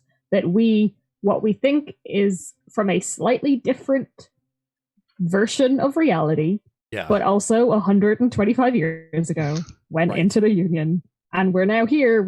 We're in Ani, but not Ani, and that our Not me. version of the Yeah, world Ironwood is now. different from theirs. And we Sure. don't know what's happening, but that's what's going on for us. So the new god of the sun killed the old god of magnetism And the god of death took both of their powers. and the You guys- old god of death. Right. So you guys compared But notes there's for a while. Sorry. Still go could be a new god of magnetism. ahead. So Not if you took No. the power. there are still gods, right? And there are some left, but for a while it was basically the god of the sun was going to apparently control and obliterate everything until everyone kind of rose up against him and was able to trap him in the core of the earth, which he remains. So that was done recently. So they're kind So of picking up the basically- pieces afterward. In the main cast, we have the god of the death is the one that caused all the trouble, or something like that. And now in this reality, it's the god of the sun. And because there was some cost with trapping the god of the sun away, the sun is not as bright as it was before, and Calgon has grown cold. Ooh. Rom, can I make an intelligence check just real quick here? Sure. To Okay. understand. Because I think or- I figured out what just happened here, but I Sure. want to see if Diamond puzzles it. So, So I'm still confused on whether it's the old god or the new gods of the sun and magnetism. Well, there was a god of the sun. There was, all the old gods Right. that you're aware of existed, but then Before. this other god So of is the that sun. the god So this that destroyed? No. So this other god of the sun that, when is described, sounds a lot like Para, just suddenly Okay. appeared less than a year ago and just appeared like an avenging angel and just immediately attacked the other gods, caused huge destruction, and never stopped. I thought we stopped that, I think Anthony. no. Stop that Yeah. from happening? I thought we stopped that. Diamond, It stopped um, from I know happening what's in up. your reality. Diamond points to the book and just says, "I think we have stepped through to another time again. Oh, Things played out we're in differently." a third reality. And Amity stands up and walks like 3 feet away to punch a tree. Okay, you Just walk hurt 3 your feet fist because away, it's an ironwood. and you slam your fist into a tree, a gigantic ironwood, a tree, and it gives, and there's a rumble above you and a laugh as this huge base of a tree leans down towards you, kind of fists on either hip, and it was like, you're gonna have to punch a lot harder than that to hurt the king of the Triads, Steelbeard. And we're gonna hold right there. Thank you so much for What in the whole forest? You found the needle in the haystack of trees. Thank you all for joining us this week for Godsfall Escape the Union. We have recently got some of our old video and audio back together, so we're going to be publishing the podcast versions of every episode we have put out so far. I think we have 4 of them up on Godsfall, and we're putting the next 5 up this week. So look for those audio episodes soon if you haven't caught up on the whole story yet. And let's just go around and say who we are. So let's start with Amity. You know what? I'm Orla, and I play Amity, the demigod of punching things till they talk to her. Tree puncher. That's right. Amity the tree puncher. So let's jump over to Magnuson. Hello, I'm Chris. My pronouns are he, him. I play Magnuson, the demigod of constellations. Yeah, right. Right, might as well be, right? Coins. I'm the demigod of wish coins. Let's jump down to Yara. Hi, I'm Tyler. I play Yara, the demigod of my home just got burned to the ground. Good week for this to happen because of all the fires that are going around. Sorry so I about really that. appreciate Thanks, that. Thanks, Rob. I was Thanks. kind of thinking about that, and I was like, We all try to Rob. escape, but I guess we can't escape the Union. Tyler, what I'd like you to do is like look out the window and then take that feeling of existential dread and apply it to this fantasy game that we're playing. That's what I'd like I'll from have a you week today. to do that. So yeah, Excellent, thank you. Now Ashrin. My name is Mary, and I play Ashen Omaris, the demigod of books. Which are very flammable. And last but not least, Diamond. Hi, I'm James, and I play Diamond, the demigod of kind of just vibing the entire session. So it went pretty well. Yeah. Excellent. All right, and my name is Aram. Thank you all for joining us, and we will see you again soon for more Godsfall Escape the Union. Also, please stay around after this because we're going to jump right over into Amity's adventure, where we see the back story of what happened with Amity and how she got her hands on that stone of Jodar. Enjoy, and we will see you all again soon. Okay, so hi, how are you, Orla? Hi. I'm good. Excellent. Why don't you tell us who you are and who you are playing? Who I am? God, that's a difficult question. Hi, I'm Orla. My pronouns are she, her. That's a good place to start. Yeah. And I'm playing Amity, the demigod of redistribution. Outstanding. Okay, so what we're doing today is we're going to dive into Amity's backstory, directly into Amity's backstory. So unlike the others, where they kind of dove into dream versions of themselves, we're playing this out as it happened. And we're going to start you out. You describe a little bit about Amity's backstory. Like, how did she get to at least where she's running with that, really elite crew? Right. Okay, so Amity's mother worked in a fancy casino in Ani, and Amity doesn't know the full story, but at some point in that process, birds and the bees, her mother gets pregnant via God of Luck. And the full story has never come out, but she obviously, at some point that happened, and her mom got moved off the floor into cleaning staff in the back. As normally happens when floor staff gets knocked up. So Amity spent a lot of her childhood like sitting in the cleaning cart, getting wheeled around, So was really familiar with just how much money there was in one bit of the city, and then they would take the very, very long walk home to where they lived. Right. Just walking away from money, basically. Just it was like a literal sliding scale in the city. Like you started one place and you slowly went out, and it just got worse as it went. Yep, absolutely. That is how Ani has always been. A very extreme example of that. Yeah. Yeah. So that was a really obviously formative childhood to have. And she wasn't really meant to be there. So her sneakier tendencies are from the fact that she was helping her mom at work while she was a kid, and her mom wasn't meant to have her kid at work with her. So she was always like hiding in the room, hiding in the cart, climbing up on top of a wardrobe when the manager came in, all that kind of stuff. Yeah. So how did she get from there to when did she do her first really bad thing?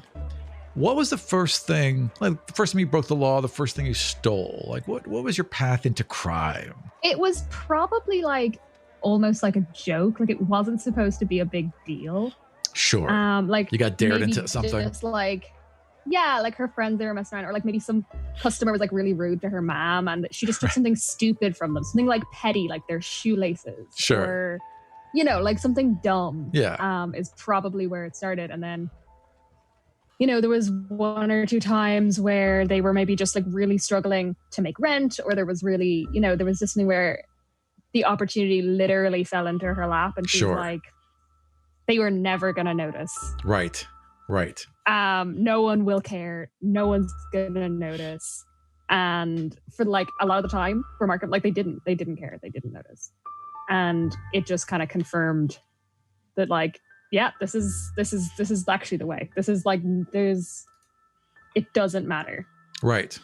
There was no consequence from it. You were always happening on to things, right? That were from people or from organizations that didn't miss them.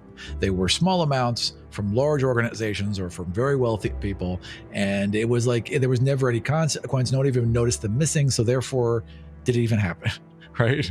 Yeah. And so and then if she takes this, money or object or whatever from someone who it means it's nothing. They can get another one in a second, and goes home and gives it to somebody in her neighborhood, and it changes their whole goddamn life. And she's like, well, that person's, they know that this happened, and the person I took it from doesn't. So that's an easy maths for Amity to do. Yeah. So if someone doesn't notice something missing and it helps someone else survive, I mean, how could you say no to that? Right.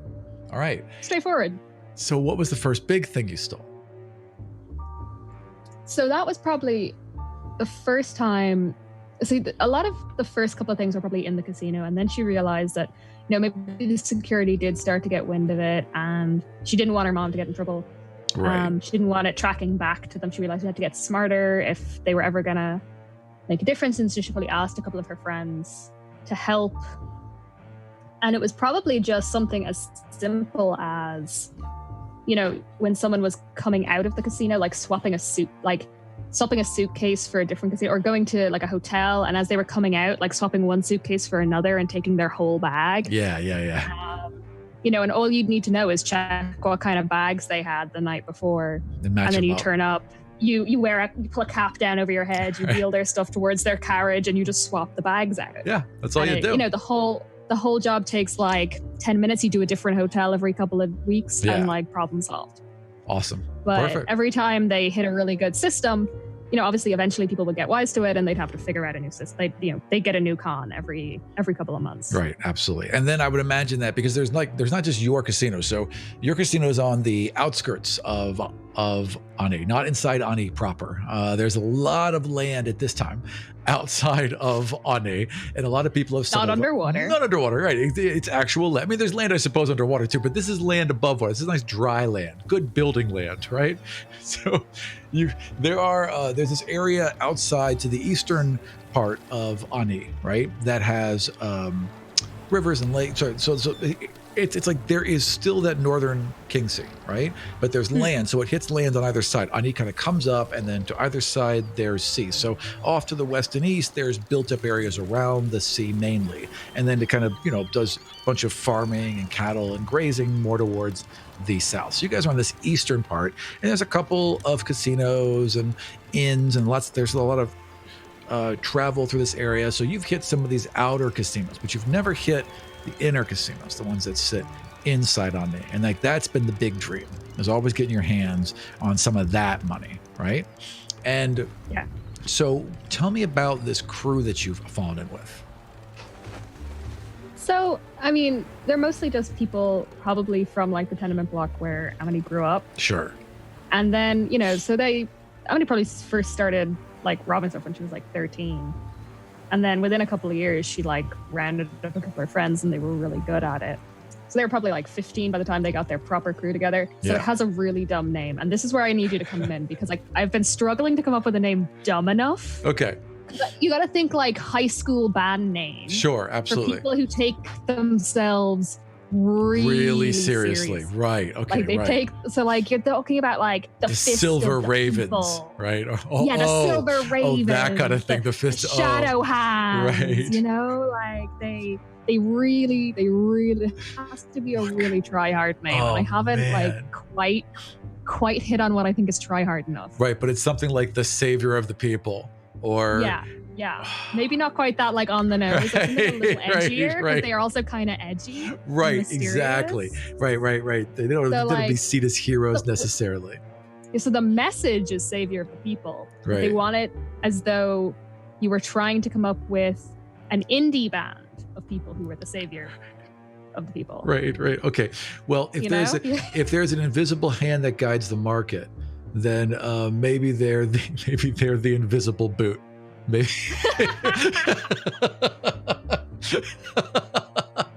No, they take themselves too seriously for something that fun. I would say that. That's Right. what Orla wants. Right, it's Orla true. wants to be the invisible boot. Or Right, the visible right. boot.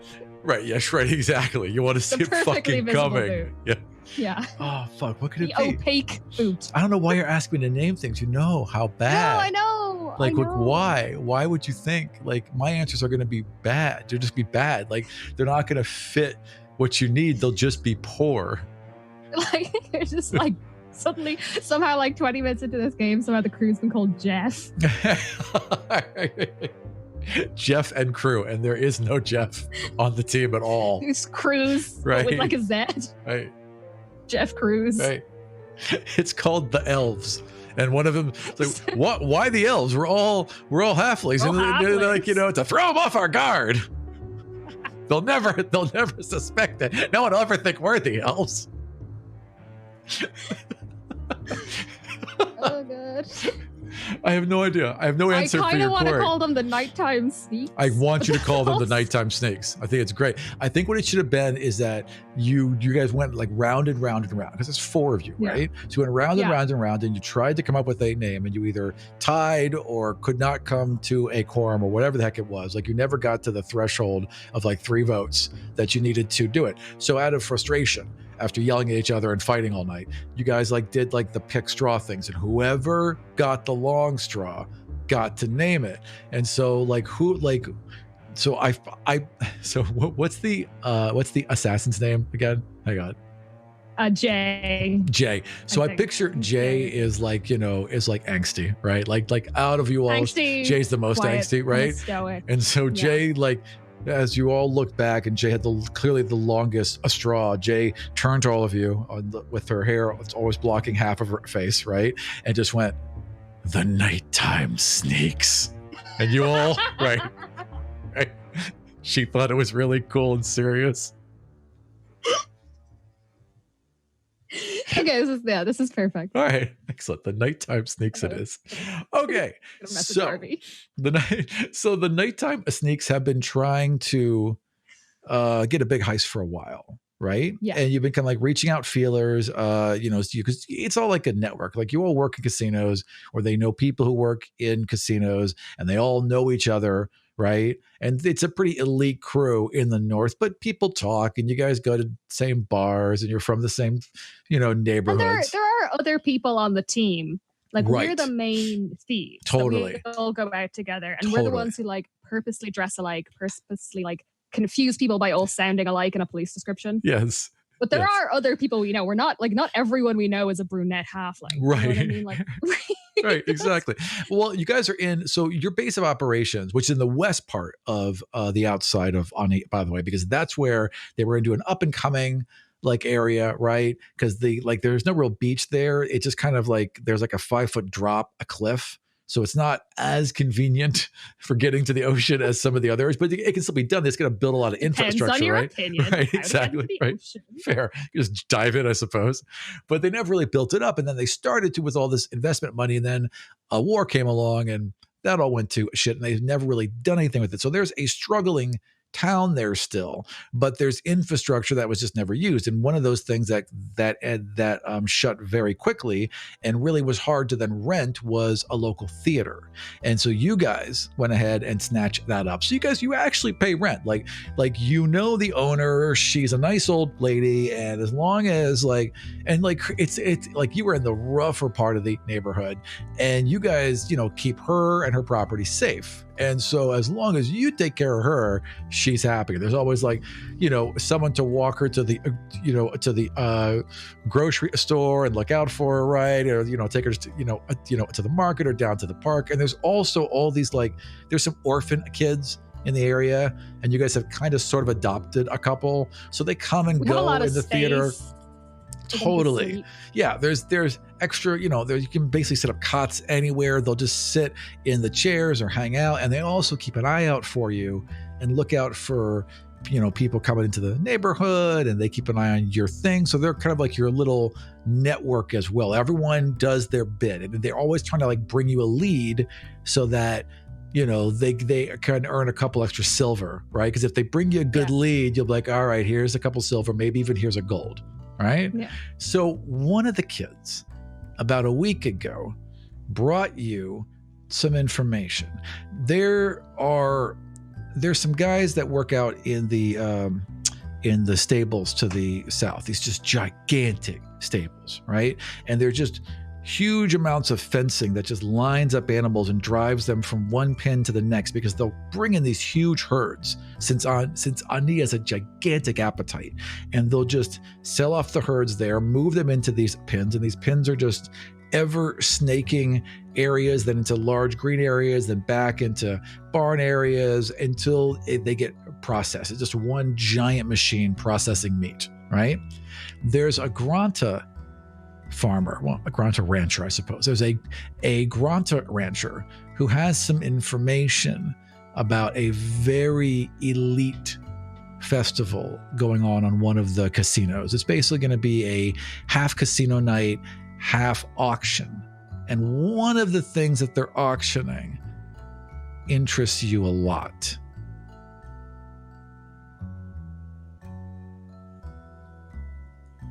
What are they auctioning? So they are auctioning. I was like, what is it? They are auctioning a small jade pig that is said to have been the lucky stone of Jodar. Now, holding this stone is said to possess when you hold this stone, it's said to make your endeavors more successful. However, in addition to holding this stone, you can close your hand and make a wish. And you can, as it's said, repeat a failure. And once you've done that, it will vanish from you and go to another. But it is said to have, but you can basically redo anything, according to the legend. And it's been in the hand of some rich patron for 20 years, and he just never wished to part with it. So he never made the wish. And now, instead of repeating something, since he's been so successful, he's going to sell it to the highest bidder. And there are many people interested. So it sort of brings you general good fortune if you just keep it. Correct. Right. And then gives you a big do-over if you ever need it. I feel like, that part of it would obviously just the fact that you can do this thing with it is intriguing, and that's going to be the main official selling point. Right. But you know, Amity knows, and her friends know her well enough that they know that she's just got to have this now. Oh yeah, yeah, totally. Like, this is now gone from you know, and they don't have personal lives really. Right. Like of all of them, maybe Kira a little bit because she's the face. Right. She works as Yeah. like a loot player in casinos that they rob to kind of keep an eye on stuff. Right. It's usually the inside. And she like plays the right tones to give you a hint about what's going on. Like if people Yeah. occur, you like do right. And if she goes a little sharp, we know we're fucked. Right. Just pack up and get the fuck out. Yeah, get out, Yeah. you know. But so she has a little bit of a personal life, but not like everyone's like we're fixated. You know, this Right. is like an obsessive crew where we're totally, this is the mission 100% of the time. Like Amity loves her man, but hardly ever sees her. Yeah. And a lot of the others don't have families. But even if like the one or two family members they have, like we don't see them. Right. We Right. know that our neighborhood will take care of them, but we don't really see them much. Yeah, that makes sense. We're on 100% of the time. If you're not working, you're doing this, and you got people to take Yeah. care of, like a family of orphans. I mean, there's a lot on your plate right now. Yeah, so Yeah. it's like the mission always. Yep, that makes sense. Okay. But this is a little personal, Right. which, you know, it's like Amity doesn't even know why she wants it Right. because she knows she's already pretty lucky. Right. She knows she can mess with that stuff already. So she doesn't know why she needs this. She just wants it. Yeah, fair. And she knows that that's weird and that's like not a thing she's really experienced before. Yeah, she's but there's never a really definite wanted want. something just to have it for her. Yeah, It's yeah, like yeah. never happened. Yeah, and then this is pretty strong. It's a pretty strong she's want. like, I know Yeah. I gotta have this. Now, in addition, like there's like, you know, money and jewels and stuff, so you guys can grab other Oh things yeah, too, well, no, right? we're for sure gonna Yeah. grab some of that as well. 100%. All right, perfect. Then I would say that your crew begins to start to figure this out. So what do you think they would need for this mission? Well, the first protocol would be looking to get a few people inside. So Right. it would be trying to get Kira some sort of performance job, would normally be, you know, like into an orchestra, into, you know, it doesn't necessarily just need to be the star attraction. Sure. Just onto performance staff, onto some kind of floor staff. You know, she can do a lot of different things. She's a musician, she's chatty, she can be bartender, she can be whatever. Like people just like Kira. Excellent. All right, go ahead. Have her roll 3 charisma rolls. Okay. Let's see how successful each of them are as we're going through this. Just straight charisma? Yeah, well, or a charisma is save. Why not? Let's be generous. Well, as in, I could roll persuasion or I could roll flat charisma. Persuasion does make more sense, doesn't it? Yes, roll a persuasion. Okay, the first one is a 22. Very nice. The second one is a 13. Nice.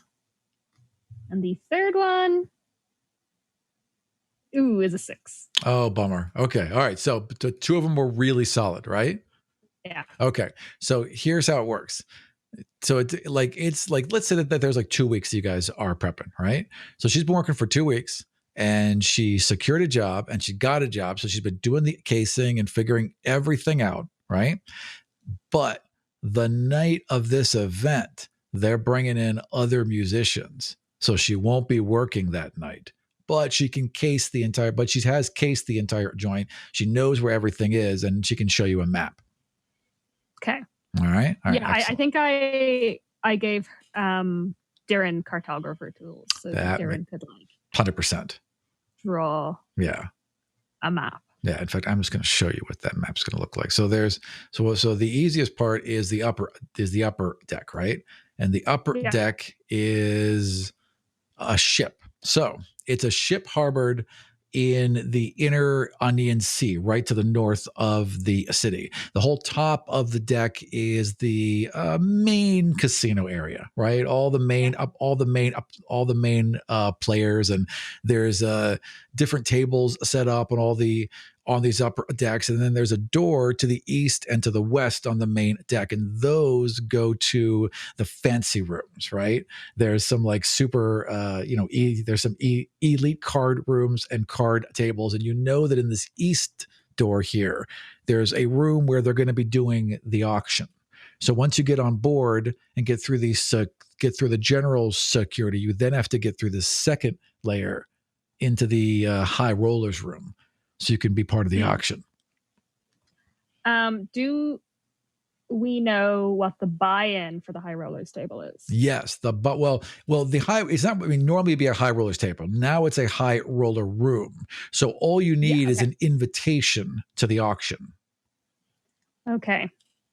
Then I think the second thing was that Darren would also have been trying to get a job there, but not as something as flashy as Kira. Sure. We've been going for something more along the lines of like wait staff. Yeah. Or office, like some sort of office staff admin role, something like that. And her goal would have been definitely to get her hands on, even just look, she's got really good memory. Yeah. So she just wants to see an invitation and then try to forge one, basically. Okay, then from you, I would like one persuasion roll, I would like a persuasion roll, an investigation roll, and then let's see what happens after those two. Okay, so persuasion for Darren. Oh, that's not great, but let's see. Oof, no, that's a natural one. Okay. All right. So unfortunately, goes for the job and just pisses off the wrong person, like gets kind of rubbed wrong, and lets her temper get the better of her, and like just tells this dude off, right? Because the guy's a jerk. Like the guy's like, hey, would you rather be on stage than be behind the counter, pretty? And she was like, yeah, this probably isn't the first time this has happened either. So it's like, okay, all right. So when you guys are all meeting back up, she's just in the corner, their arms crossed, looking down, like half pissed, half disappointed with herself, right? So I think then what we would try to do is Jay. Let's see. Have a little look-see here. I could get into the crow's nest with my longbow, and if anyone. That's Jay's over. Yeah, that's for the night, Jay. Chill. We're like 2 weeks out. You want to maybe? I could live there for what are you 2 gonna do? weeks Sit in on hardtack. For 2 weeks, you're gonna be at a crow's nest for 2 weeks. And water that I collect from the sails. Okay, well, I mean, you could. Yes. But let's try maybe more useful. So Darren and me are gonna sneak in to the office at some night. So actually, like really early in the morning. Yes, smart. So it's gonna be daytime. We're gonna go in looking like cleaners. Right. Go in when everyone is the change of shift. Are from you the telling night shift Jay to you're even day going? Shift. Are you telling? No, you didn't know. Jay's just like, where is everyone? Just with all these kids all around her. Kira's probably with us, but Kira's just like probably just like walking in because obviously Greg does work there. Right. And so, good morning, Dan. Good morning. Right. Yeah. And so like she's kind of doing that whole thing and like chatting to people. And so the idea is that like Amity is just gonna go in and like look like she's in like gamble. Sure. Basically. Hell yeah. Just kind of get the lay of the land. Yeah. And Darren is gonna try and sneak in. Amity's gonna try and help Darren sneak into the office, but isn't going to try and go into the office herself. Right. You're basically going to be on the floor. So it'll cost you to be on that floor, right? Let's say 10 gold an hour. If you're careful with your gambling, it's going to cost you 10 gold an hour to be there, right? Okay. And how long do you think you'll need to figure this out? And what are you trying to get from the office? Like, what are you looking for? Just trying to get a sense of like, are there any invitations yet to go out? Okay. That Darren can see in order to forge one. All right, excellent. Not steal one because they'll notice one's missing. Right, exactly. But if there's anything in the office, like clearly they're stamping it, like maybe she stamps a piece of parchment and just takes a piece of parchment with the stamp, but doesn't take, something like that. Yeah. Okay. So we're trying to get an invitation. Describe these other two halflings, and then describe like what it is you look like going down the road, basically. Okay, so Kira has to dye her hair. for this to match the brown hair gang, right? Right. Yes, because she actually has like auburn hair. Sure. Right. It's close, but no cigar. Yeah, and it's like it's like close to ginger. You know what I mean? Like it's not even that dark auburn, but she dyes it. And technically, like so does Jay. Okay. Who's actually blonde. Right. No one can ever know that secret. No one must know. Yeah, no, for sure.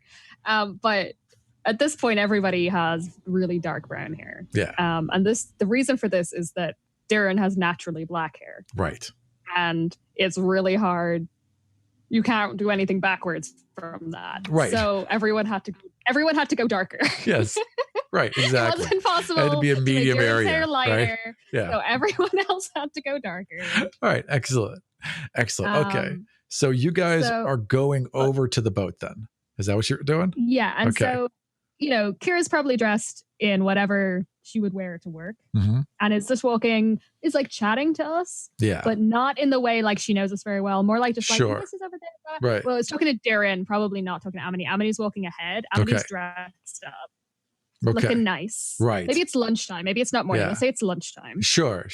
And so maybe Sierra was already there. Like you all didn't arrive at the same time. You got you got there, then kind of staggered. And maybe you had a nice coffee at a cafe and she went ahead to work, right? That kind of thing. Yeah. So Kira and Darren are probably like going in a bit together, like talking. So Kira's giving Darren kind of like cover to come in, even though she doesn't actually work there, because like it's this change of shift, there's a bunch of people moving around, like they're not really gonna know maybe she's showing a new person the ropes, or maybe she's asking a friend for help, whatever. There's lots of people coming and going from a place like this, especially in the morning. No, it's casino morning, so it's like 1 PM, right? No one cares. Yeah So, and Amity's obviously looks, it does like all done up, like big hair. Has like probably got a wig. Sure. Know? Go ahead and roll a disguise, just like and I roll with advantage because Kira would have done it. Right. Kira okay. Done it Agreed. So Kira has a disguise kit. Have Kira roll with advantage since you guys took your time with this and you're all working together. And like she went and got you a gown. I imagine there's like a whole room.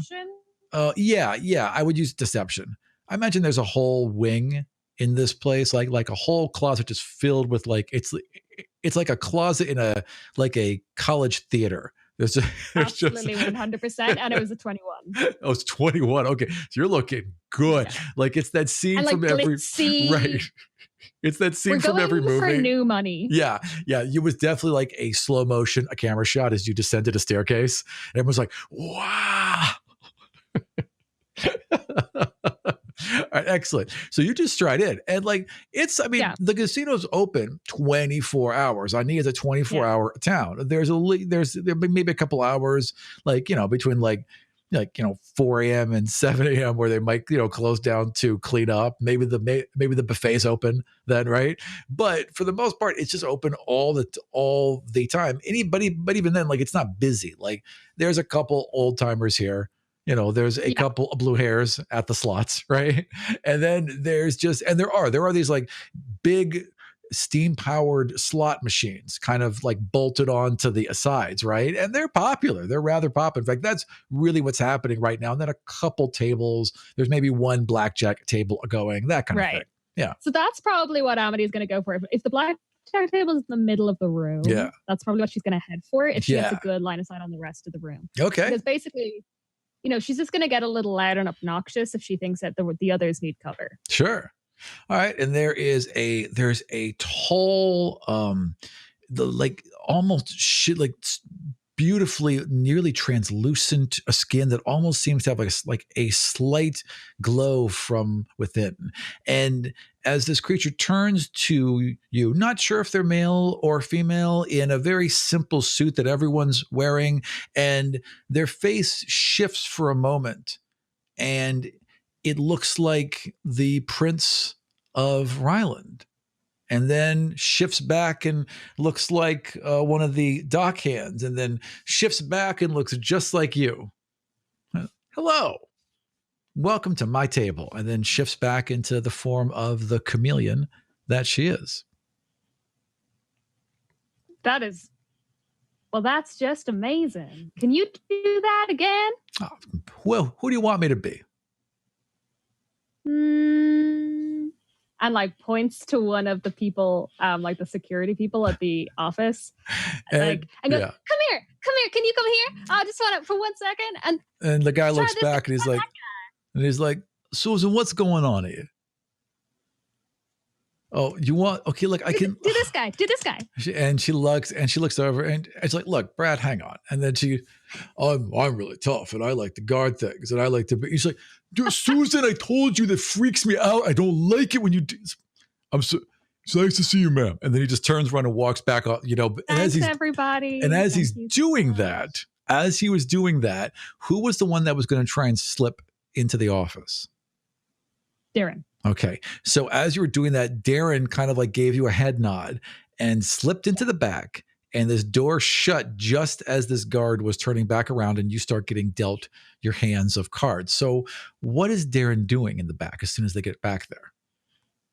Darren is trying to find an invitation to copy or find something else that will help them forge an invitation. Okay. So any information is going to help us get into that auction. So there is a room to the left where there are a couple people who are folding napkins and like setting up like whatever goes the centerpiece of a table where it's got flowers and stuff, right? They're just building these things off to the left and it's an open doorway. And then further down, there is another door larger that appears to be an office. But they have to sneak past them. Is there anything around that Darren could grab a handful of? Like what? Like, I don't know, like water bottles, towels. Oh, sure. Yeah, paper. Absolutely. Paper is the best. Yeah. Anything like that. There's tons of like there's napkins and there's pitchers and there's like extra chairs and there's aprons, you know. I think maybe like a pitcher of water on a tray with some glasses and it's like carrying it down the corridor towards the office. Okay, so it could be, all right, then I would like a performance roll. Mm-hmm. And I'm going to roll as well. Oh, that wasn't so bad. That's a 14. Okay. Charisma is not Darren's thing. She's clever, but she's not charismatic. Well, that's okay because I rolled a 2 because the workers in that room do not give a damn about anything going on behind them. Darren did this whole elaborate thing, threw an apron on, timed it so that a cloud passed over and there wasn't quite as much light inside the boat, and did all this stuff, you know, like this nice little 10 minutes of prep, and then rolled past whistling the exact kind of song that the West Enders whistle. Sorry, that the North Enders whistle. Don't want to whistle those West Ender songs. Got every single point right, and they didn't even look up. Just rolled right past that door and kept on going. That kind of thing will happen to Darren a lot. Yeah, it's very frustrating. But gets to the door and checks the door, and the door is locked. Okay, she's going to unlock it. Excellent. Roll me Master of Unlocking or Thieves Pick. How I have no idea how that works in D&D. Master of Unlocking. Yes, roll me that. Ooh. Hold on. No, I'm not adding the right proficiency, so that's not as bad as I thought. Come on. That is a 12. Okay, a 12. So you get in there and, well, not you. I'm sorry. What was the name of the, Darren. Right. Darren's back there. So Darren gets in there and got her little tools. I was kind of looking over her shoulder and here's someone coming before she's able to finish and has to like quickly pop them back out. What does she do?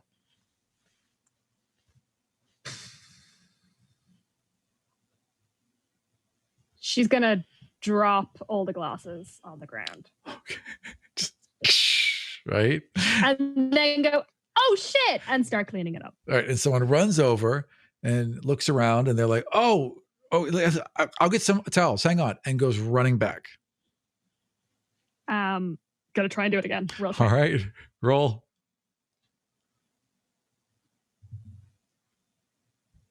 14? Yes. Okay. So you pop that lock open. You have like 10 seconds before she comes running, like maybe 20. Just goes in and locks the door behind her. Oh. Okay. All right. So you go in and lock it. And a minute later, you hear thump, thump.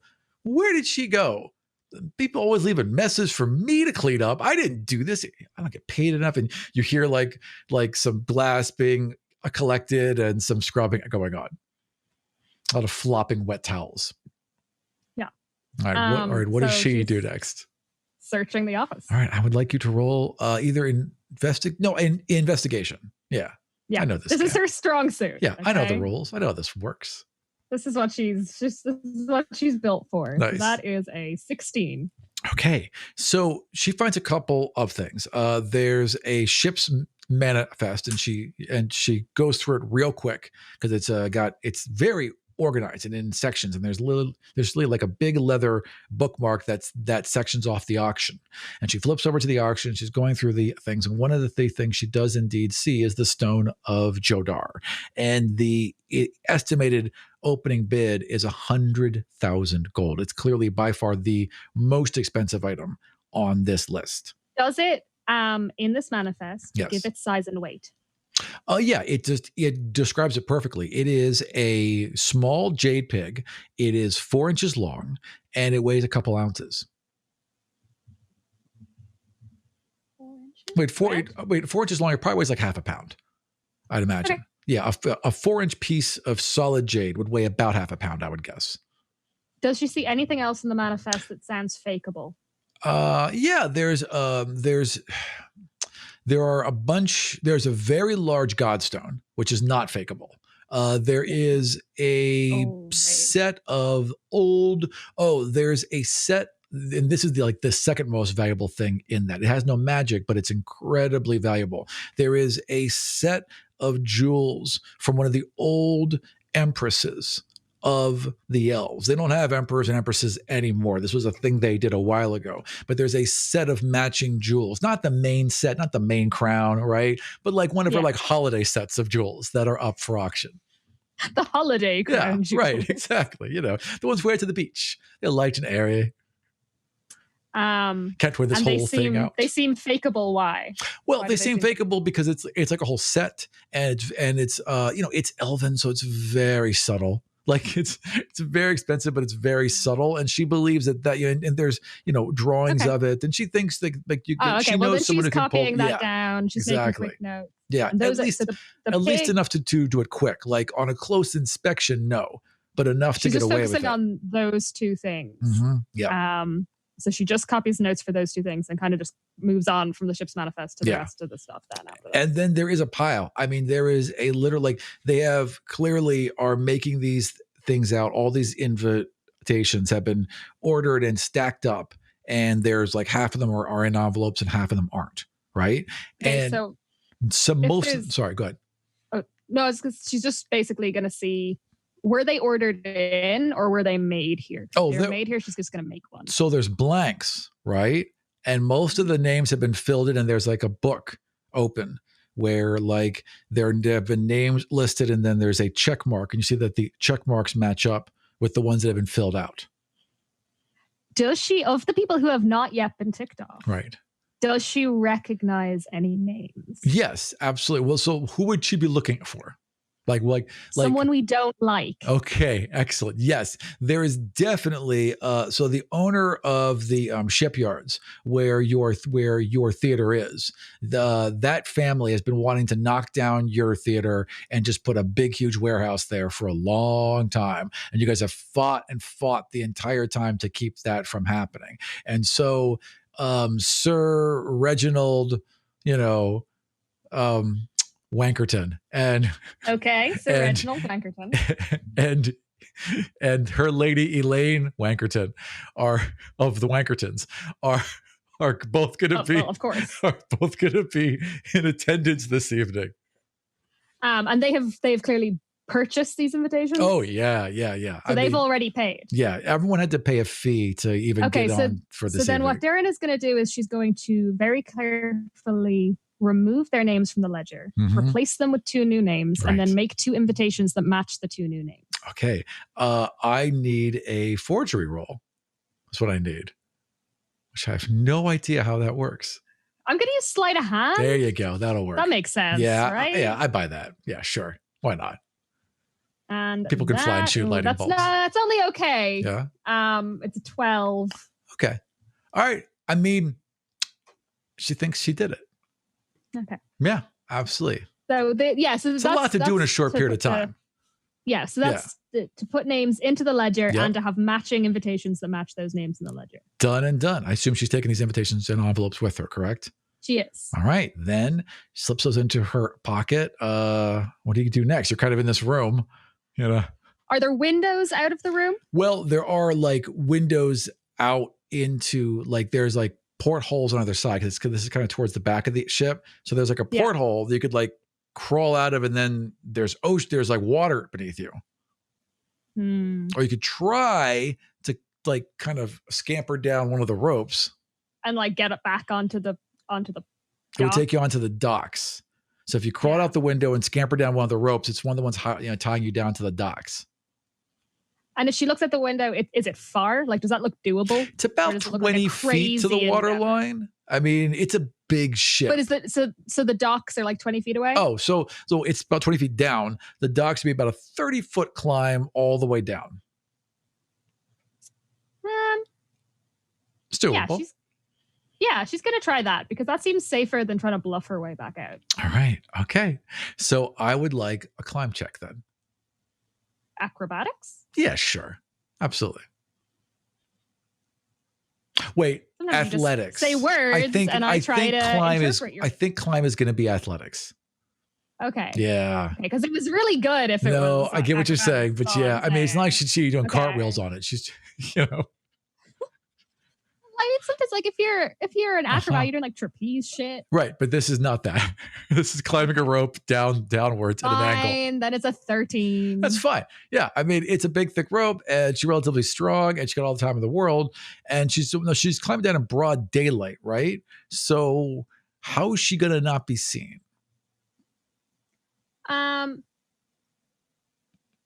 She's gonna grab a rag and clean the windows on her way out. All right, so like she's gonna hang out and she's cleaning the windows and then just kind of looking. She's going down slow, right? And she's just cleaning the outside of the boat. All right, let's cut back to. She doesn't rush it at all. She takes her time. Of course, absolutely. All right, let's cut back to. So who was the other person with you in this trio?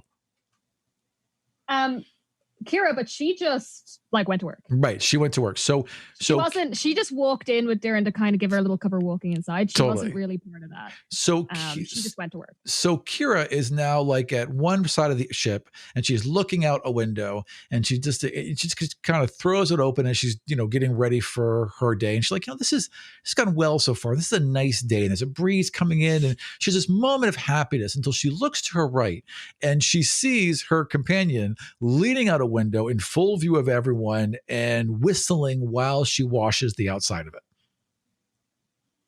Yeah. What would she do in this situation?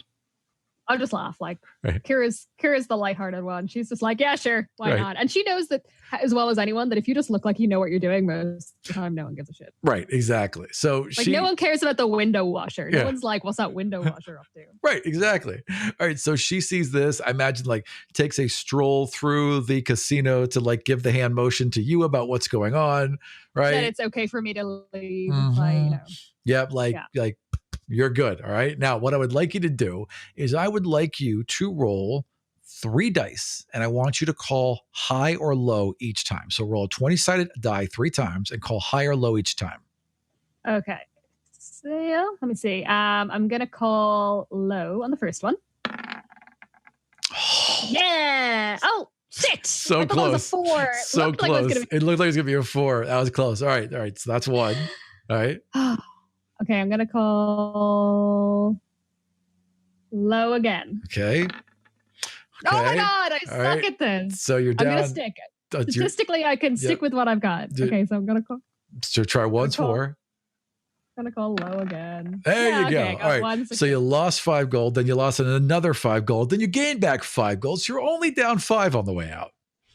That's fine. Yeah. And in the meantime, Amity would have been like talking about having come to the city and loving the life and, kind of throwing money around, like obviously acting like she doesn't care, like bought really expensive drinks as well and like just doesn't care about losing the money, is so excited to be here. Yeah. And it's like talking about, how she was staying in this like, and she'll name drop the like most expensive hotel in Ani. Totally. It's like, but it's so stuffy and I'm thinking I want to like come out here and like does this whole bit where she's like, she's playing the role.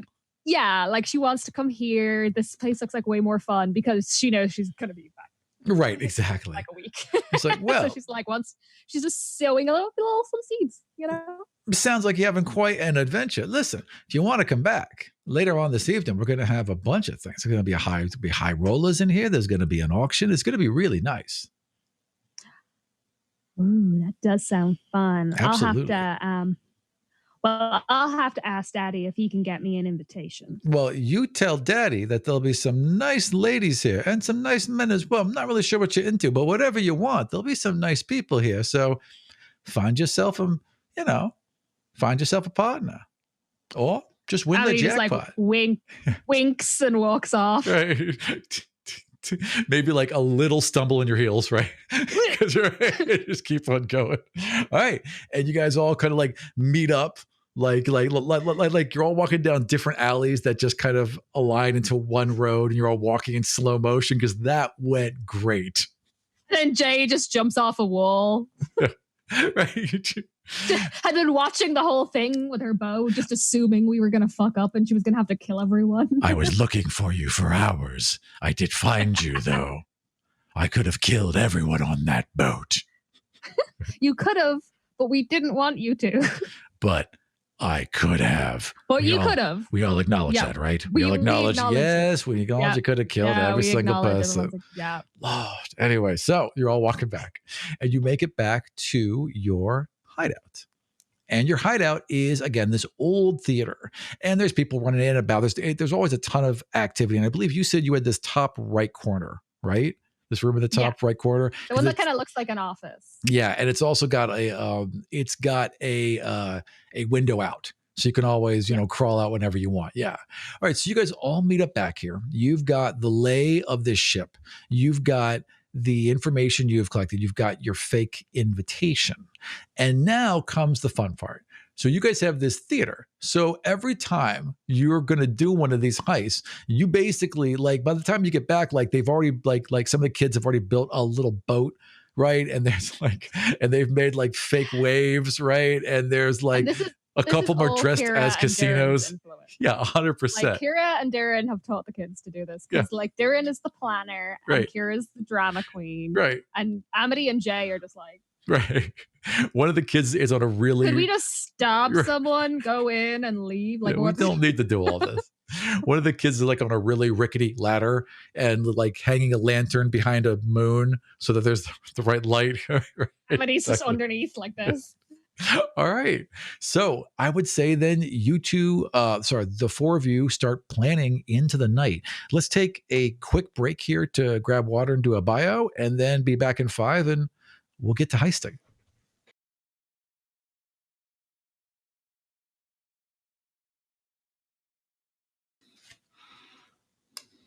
Hi. I'm just eating pudding real quick. I'm just eating a pudding real fast. I'll be done in a sec. Hey, take your time. Eat your pudding. We were gonna get lunch, but there was like the line was so long, so I just haven't eaten today yet. I've eaten 3 different types of potato today. No. Just.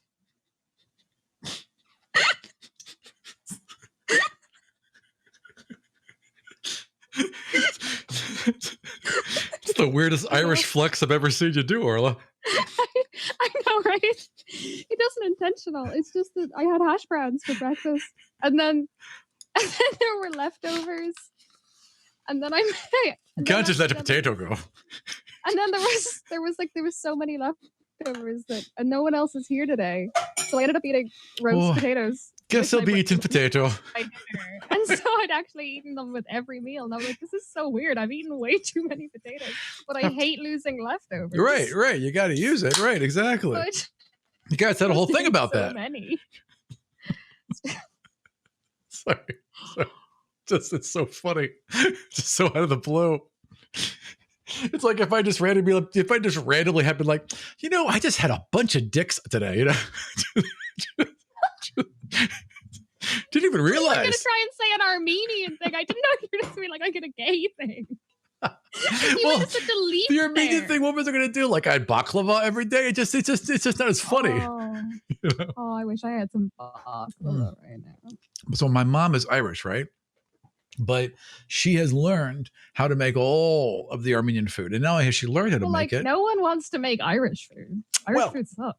Yeah, I mean, it like in comparison, certainly, you know. No. Objectively speaking, we make really good butter. Mm-hmm. Like objectively, our butter is better than everybody. Right, else. and whiskey. Yeah, so no alcohol. Yeah, no, that's totally different. But actual food stuff, no. Like we make good butter. We have really good like dairy. Totally. But that's it. You got healthy cows. Yeah, we got really healthy cows. Yeah, that's kind of it. So nothing else? Is there no good Irish thing?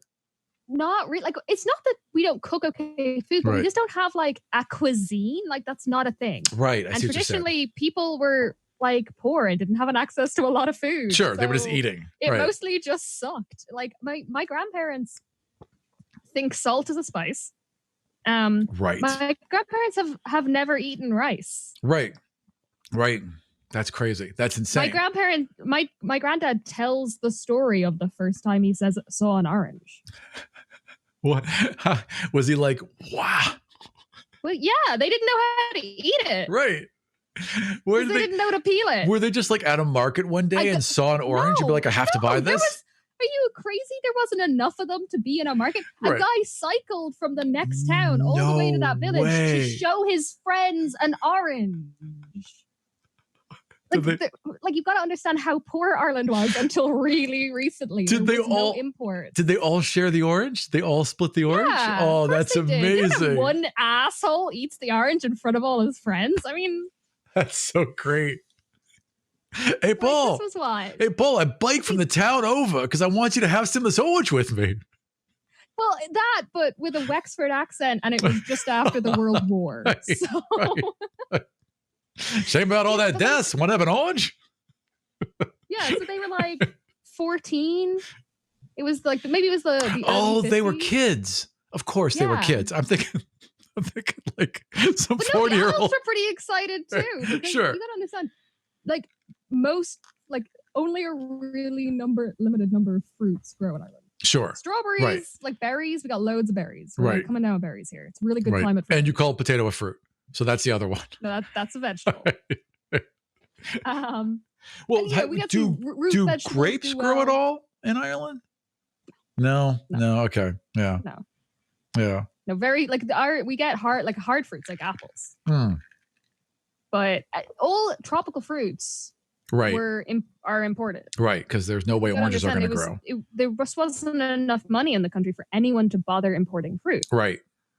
It was just a luxury good. You couldn't sell it. Like, sure. People in Dublin, like rich people, had probably seen fancy fruits before. Yeah. But they were import goods. They were luxury goods. Like most people outside of the capital city had never seen them before.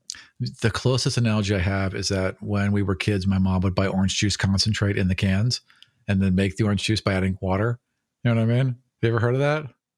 No, never heard of that. So that was it's still popular here, but it was super popular when I was younger in the early 90s and like really more popular in the 80s because we had started to get fresh orange juice. Concentrate, just not in a can. It's just something about it being in a can is weird to me. Yeah, it was like in a little can and you pop it out and you add water until it became orange juice. Like a can, like the kind of can you get beans in or the kind of can you get Coke in? Because this really changes. Oh, no, it's the kind of, so it's kind of like neither actually because it's not a metal can. It's the kind of can you'd almost get like those like ready-made like biscuits and croissant mix in, like where it's like soft in the center and then metal on either end. That's the kind of can it comes in. Yeah, that's again weirder. Right. And it's frozen. That's weirder, I think. It's like a frozen. It's like a popsicle thing, and then you add water to it. Super weird. Yeah, and the frustrating part was that if you added cold water, so you could drink the orange juice, it didn't completely dissolve, and you had to wait. Right. And if you added hot water to dissolve it right away or warm water, then you had to wait for it to cool down. It was a very frustrating. Yeah. You never could just have orange juice. It was a very frustrating experience. So when I went to a restaurant and my friend, they said fresh squeezed orange juice. I'm like, fresh squeezed orange juice? What is that delicacy? Out of an orange? Yeah. And it was so good. Like you got to understand, like when I make pasta, to eat when I'm staying with my grandparents. Like I'm pretty sure they've never had that either. Wow. And my grandparents kind of look at it like, so that's dinner? That's what Really? you're having for dinner? Wow. Yeah, they don't really. Wow. I'm like, and that's not uncommon of their generation. Sure. Like, they're particular. They are sticks in the mud. But What do they eat? they're Like, what is their diet? like meat, fish, potatoes, veg. Right. Like, yeah, that's it. Right. Bread. Okay. Right. Bread. Yeah. I mean, I'm like 50% bread. All right. Anyways, we're sorry. We should probably get back into this. Yeah. All right. So Back into it. you all, the stage has been set up. There's a boat there. The kids have done their part. And then everyone knows to like eventually leave you all alone. So it's just the four of you in this room, the lighting's set. You're all just kind of looking at this. What are you doing? So what we're planning. Yes. So the plan is for me and probably Darren. Okay.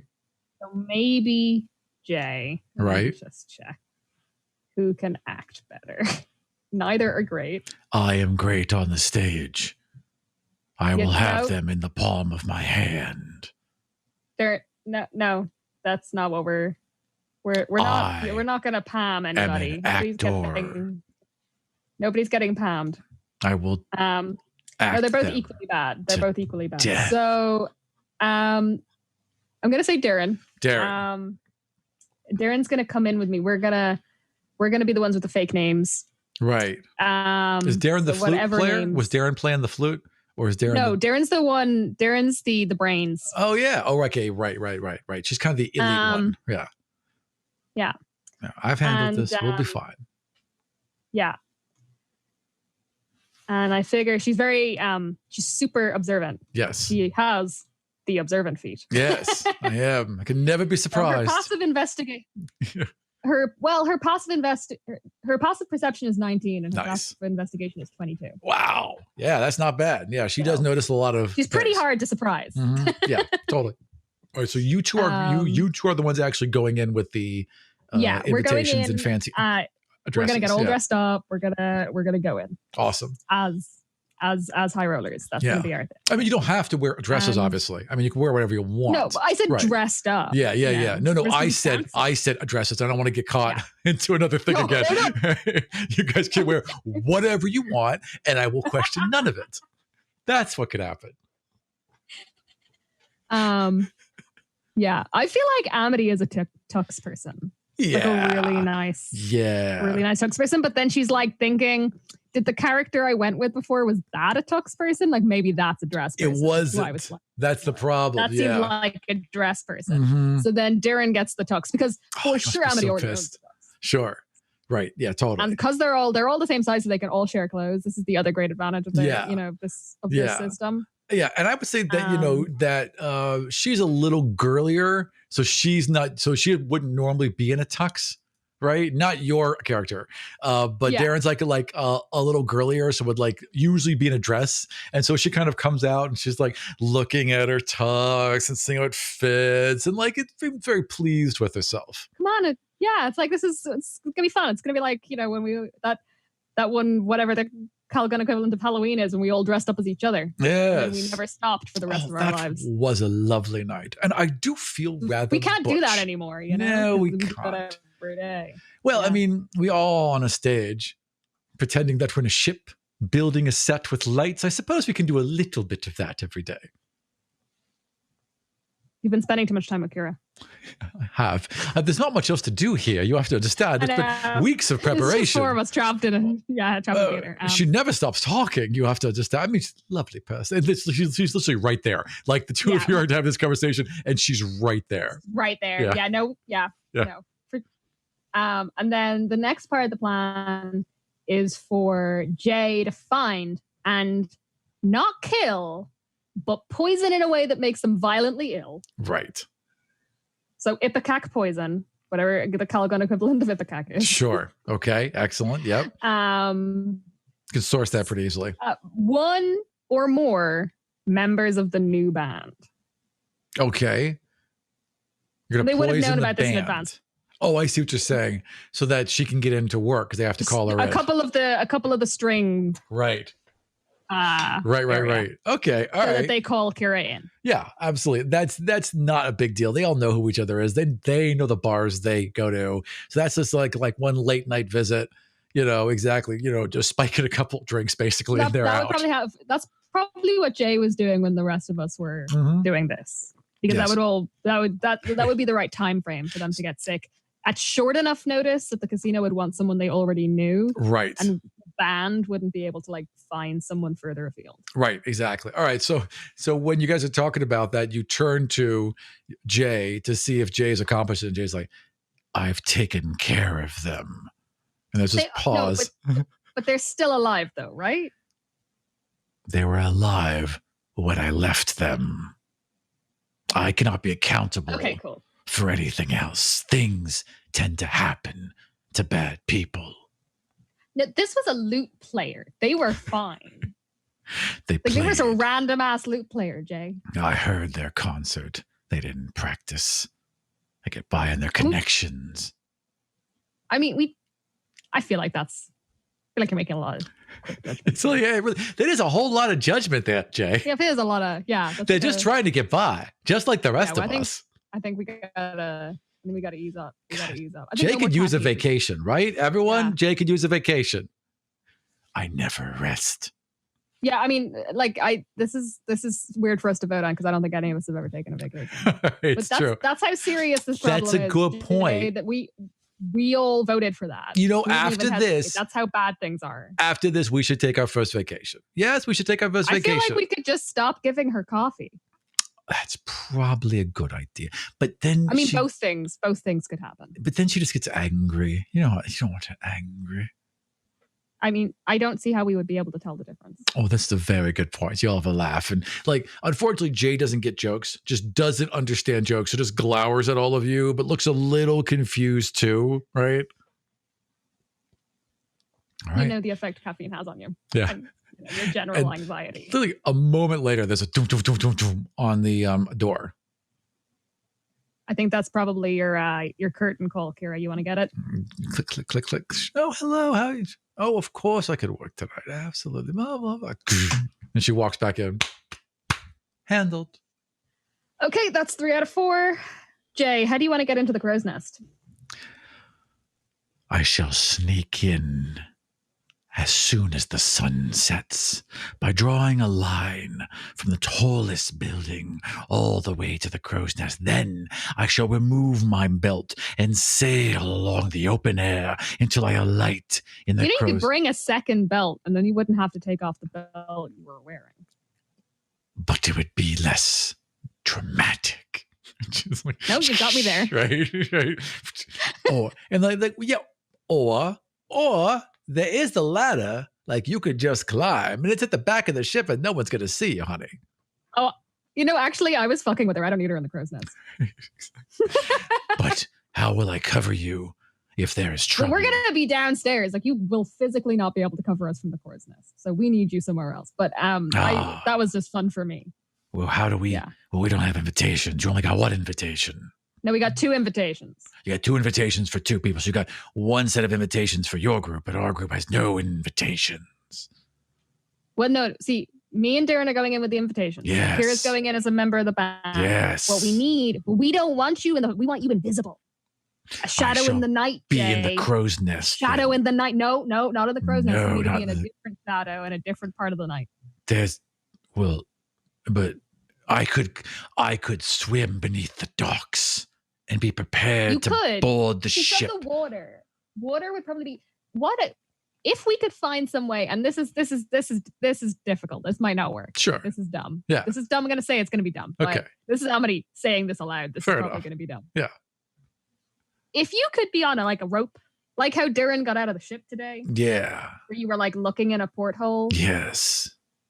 Then you could cover us probably best from there. Yes, I could. It was rather exposed, that porthole, and they probably will tolerate. But not literally that porthole. Right? Yeah. But is there anywhere? If I get there, I saw that ship. I'm sure there's a place along the docks, some place between them and the ship that I could slip into. Or even crazier. I like it.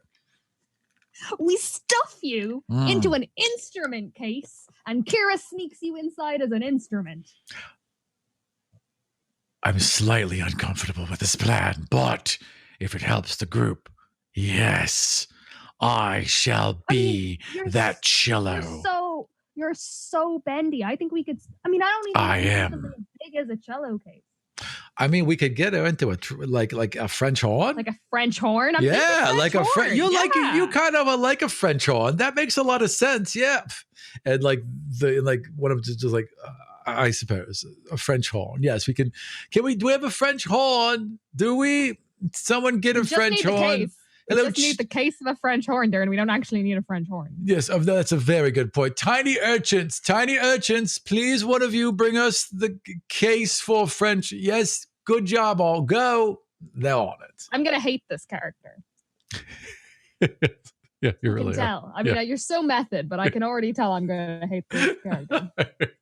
All right, so they run off, and like an hour later, they come back with like not a French horn case, but like because they didn't know, like know what a French you kind horn of case described it, and like, could you sell it as a French horn case? Yes. Is it a French horn case? No. It's clearly a case to like one of those really fancy steam powered sewing machines, right? That the dwarves make.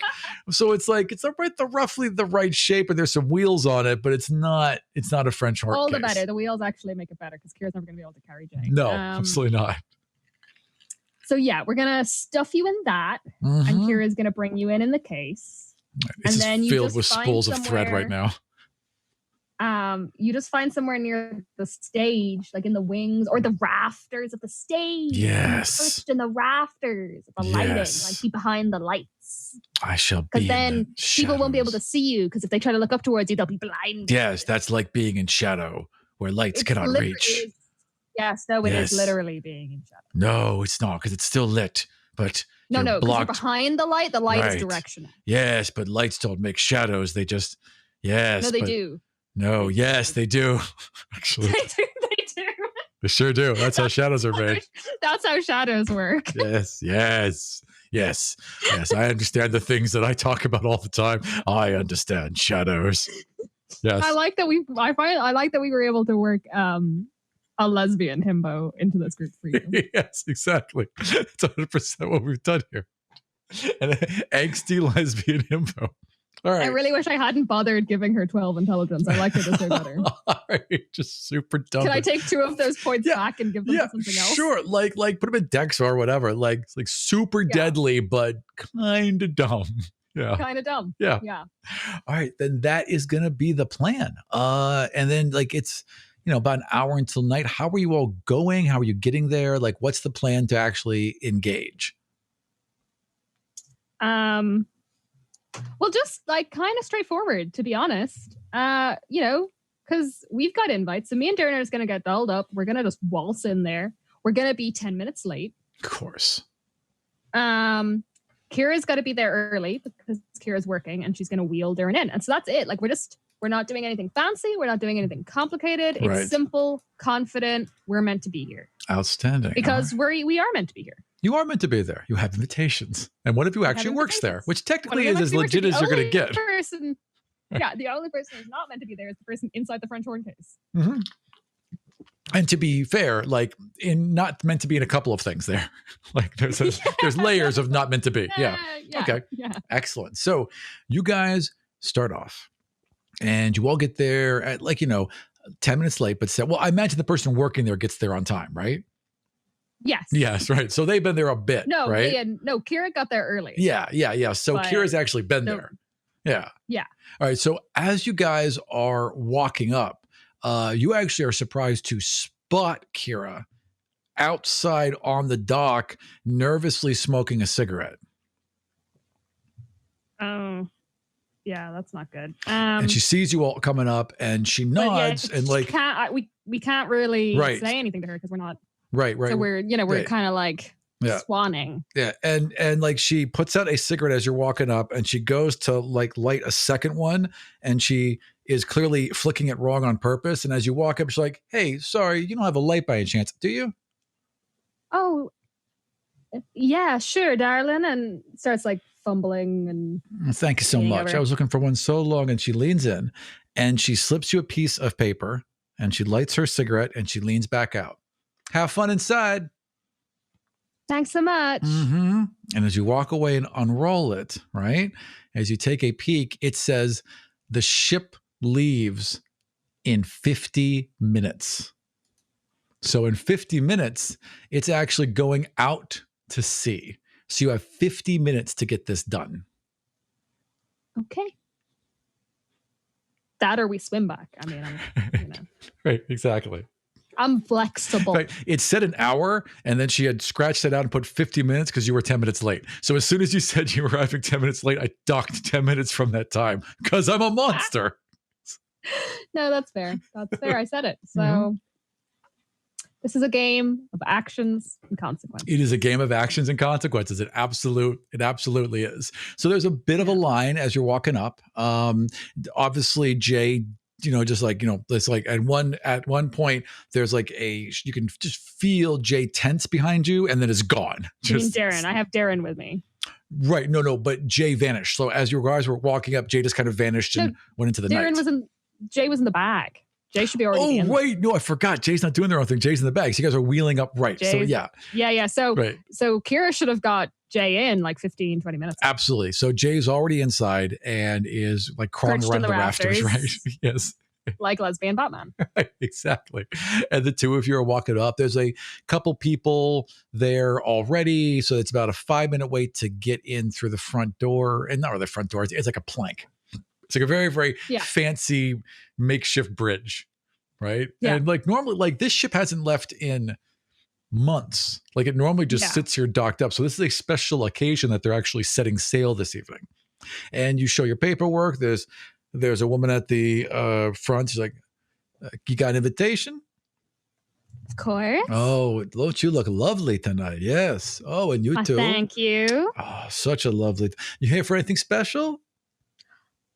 Just to waste my daddy's money. Ha ha ha ha! You spend every last cent. You have fun now. Such a nice couple.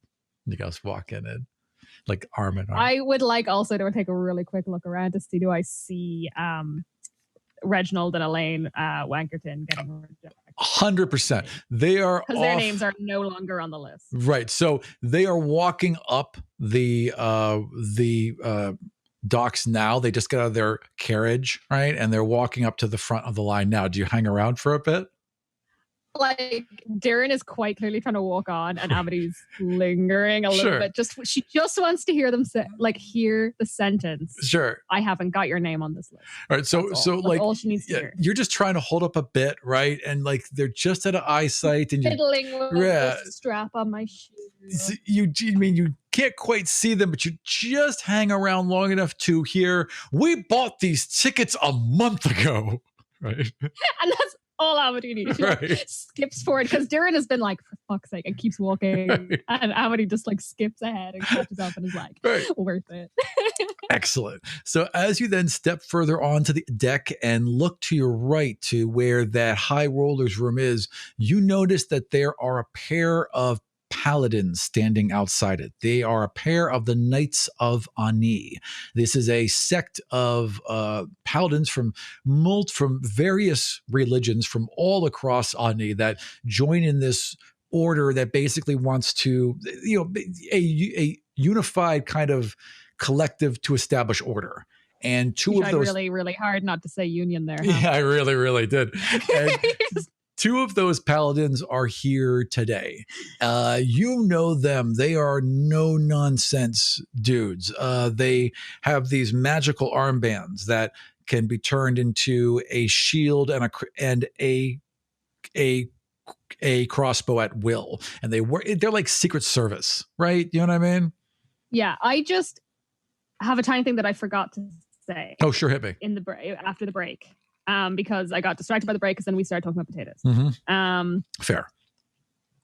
As I stated when Darren was taking the notes on the two things from the manifest. Yeah. We have come in, if you will allow us. Hell yeah. With a fake jade pig and some fake jewels of Ryland. What are these things made out of? I mean, they're not meant to pass muster when Right. inspected. Right. Like the jade one is probably like made out of like green glass. Sure. And it's probably glass and paste for the jewels as well. So they're Yeah. good. They look good. They're good costume. They will look great on stage. Yeah. Yeah. Yeah. It's actually Jay has a jeweler's kit. 100%. 100%. And can paint Yeah. as well. Yeah. She's really artistic. Yeah. She also So sews all of her own clothes and she makes her own Yeah. bows. Yeah. Yeah. She has so a it's whole thing. crafting station and She does. everything She has is her black. room's It's really all big. black thread She and has black sewing fabric and machines black and everything. velvets and black lace trim. Maybe she got wheeled in her own sewing machine bag. You know what I mean? Right. That was actually my sewing Garrison machine. stole it from her. But She's so upset. She's always wanted one of those dwarven sewing machines, but she could never afford one. yes, it's just Now a it's just to hide in the bag. Yeah. Like when I was a kid and my brothers wouldn't let me play with the enormous first generation Game Boy that they got and they had to share. Right. So they just gave me the case for it and told me the case was called a Game Girl. And I had to press the holes where the buttons were and use my imagination. Oh no. Oh, that is a horrible lie. And your brothers are terrible people. Yeah. Push that was very push the holes for the game girl, huh? That's what they told you? They are Well, very yeah, and now I'm a lesbian, so who's to blame? It's totally their fault. It's theirs and Nintendo's. Making lesbians every day. That should be their new tagline. That's why they call it the Switch. Hey. Anyway, you have a clock on me. Yes. So, Oh, I do. Sorry, I wasted your fucking time. well, I mean, I started that one. Mhm. So we have those concealed on our person. I would like to think that like some of the Ryland jewels we have like they clip together, and I'm wearing some of them in different parts. And Totally. like, assemble them when we get it. Totally. That's great. And you're just like, dude, done. Oh, those look familiar. Lovely. Right. As you guys are working your way in. So what's the plan then? It's not like totally packed right now, but it's getting there. And it's about 2 hours before the auction starts and about 40 minutes before the boat heads up. You're already seeing people beginning to, bring up the sails and start to collect rope and, I don't know, batten the hat, whatever the heck that ship does. Batten the hatches, roll the planks. There are Jimmy, two things I would like to know about the room that we're in. Pedals. Yes. Well, you're on the deck right now. So you're just on the open deck. Yeah. Right. Well, then we're just heading into the high rollers. Go ahead and bring that map up. So in front of the high rollers room are this pair of paladins. Yeah. And they seem to be checking everyone. So as you're kind of like walking up, you can see them and they're holding their hands out to people as they're walking up and their palms are glowing, and then they'll nod and then let that person inside. Are they holding godstones? They're not holding godstones. Okay. They are just literally their palms are just glowing as they hold them up. Because they don't have any magical items. They're not fae or undead or anything. So they figure like none of the paladin shit should count for us. Like, right. They're like, paladins can't just sense thieves, right? Pretty sure that's not a paladin thing. So we're just chilling. Right, exactly. All right. So you guys walk up and one of the paladins is like, hello, who are you two? Hi there. Cindy Magford III. Mrs. Magford. And this is my escort, Rosenblatt Lamp.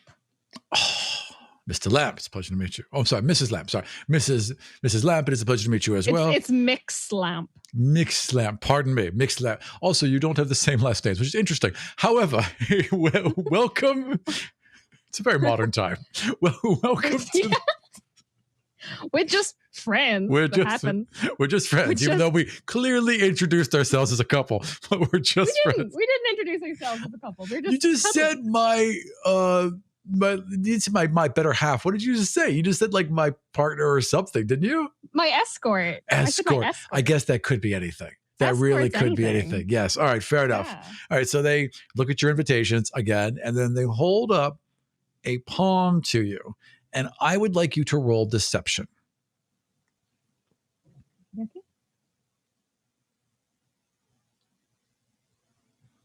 Like a liar. Like a liar. Oh, I'm rolling natural 20. There you go. There you Yes. go. Okay, well, I guess that's handled. So, Yes, yes, yes. yes. Right. So they just like, you feel like a little tingle, right? And then you just feel calm. And he puts his hand down. Please enjoy your stay. And they throw the doors open, and inside is Thanks so much for your service. oh, and they are like, one's a very handsome man, one's a very beautiful woman, and they nod and open the doors, and you all step inside. And it's just like outside. There's some tables set up, right? But mainly it's no. I'm terribly sorry. There are no tables in this room. There's just chairs in this room, and it's facing a small stage towards the front. So where the bow of the boat would be, right underneath that, that's where this is kind of all set up. And there's windows that wrap all the way around it, and there's a podium up there, and there's a couple people who have gathered in this room or are talking, and there's several items that are up for auction that are under glass. And then there's 4 more of these paladins about this room. So you're allowed to like walk in, look at the items. There's a place to pick up your paddle, when you've Yeah. right. So that's Yeah. the first thing we do, and we're like slapping each other with our paddles and laughing, right. getting right. drinks. We're already acting drunk. Right. Exactly. We're like hen party is what we look. We're going for hen party is the kind of vibe. So as you're doing that, this very tall, very slender man in a perfectly cut suit, not a wick of hair on his head, walks up to you. Ladies, good evening. Having fun, are Good we? evening. Yes. Sorry, we'll settle down, I promise. Oh, you have all the fun you want. This is a wonderful evening. There's many items here that I think would grace both of you quite lovely.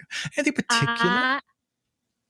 I do have my eye on those shiny jewels. I won't lie. Oh, they are. And like kind of walks over to you with them. Yes, they belong to the last empress, Lady whatever. And she wore them with pride whenever she visited the beach. This was her beach set, as she used to describe them. Yes, her beach jewels, as she would say. Yes.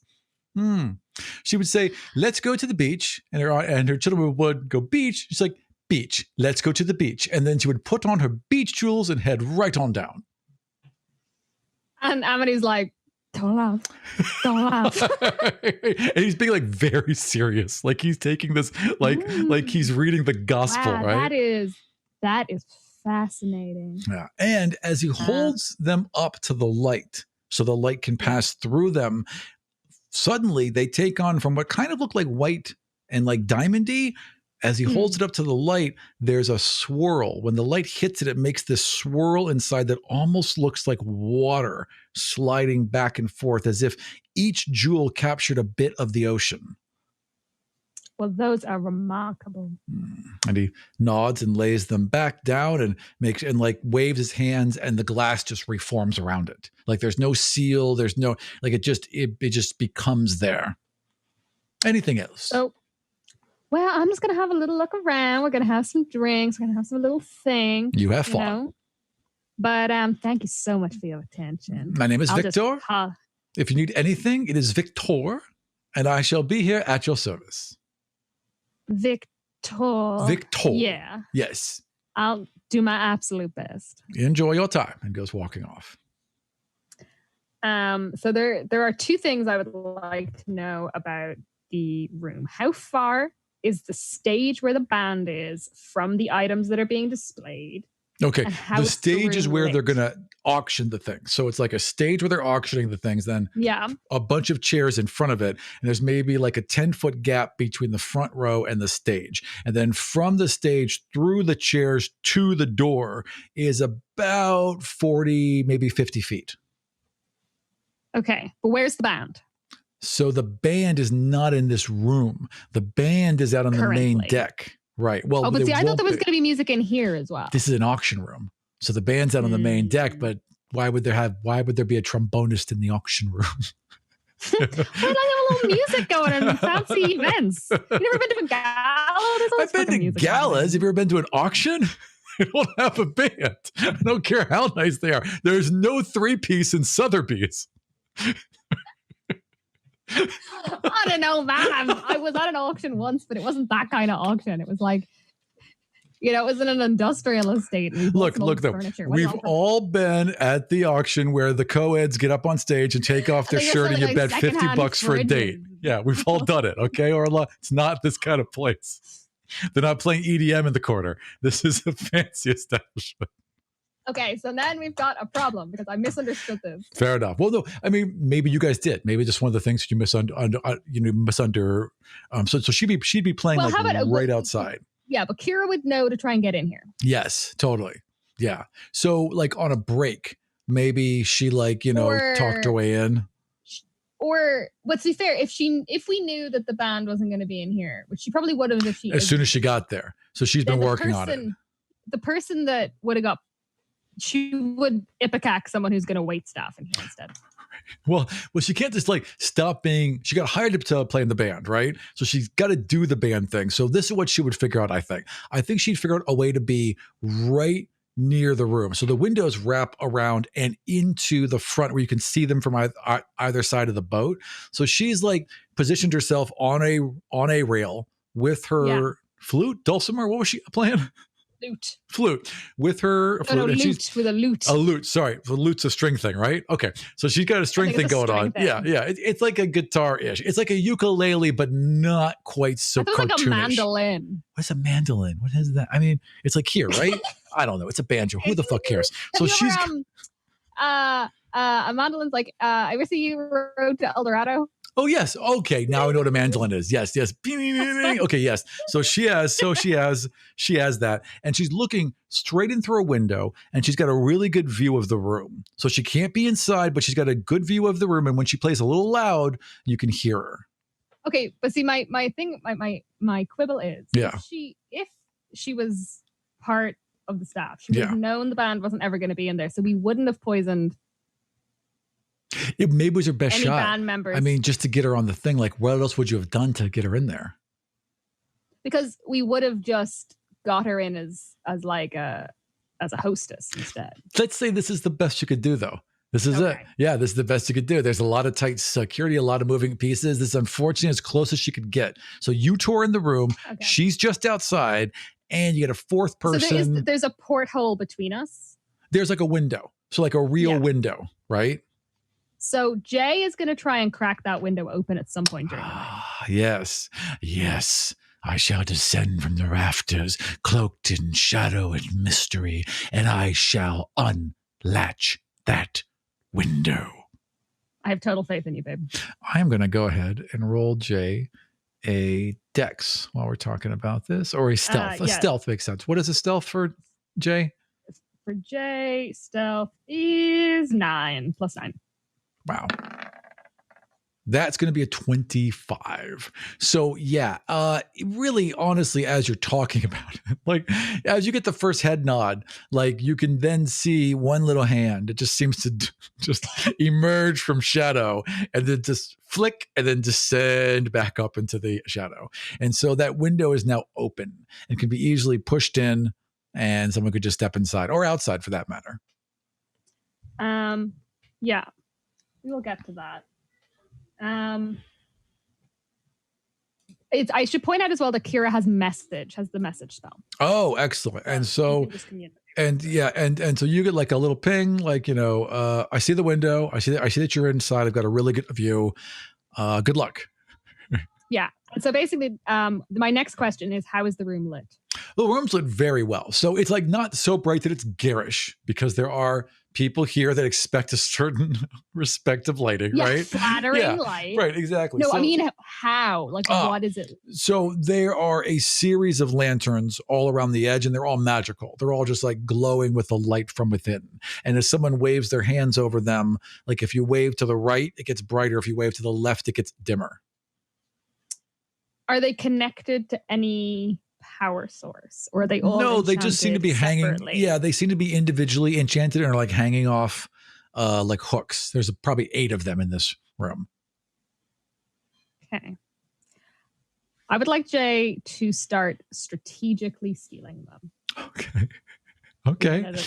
All right. How many does Jay think Jay can get away with stealing? At the moment, just 2.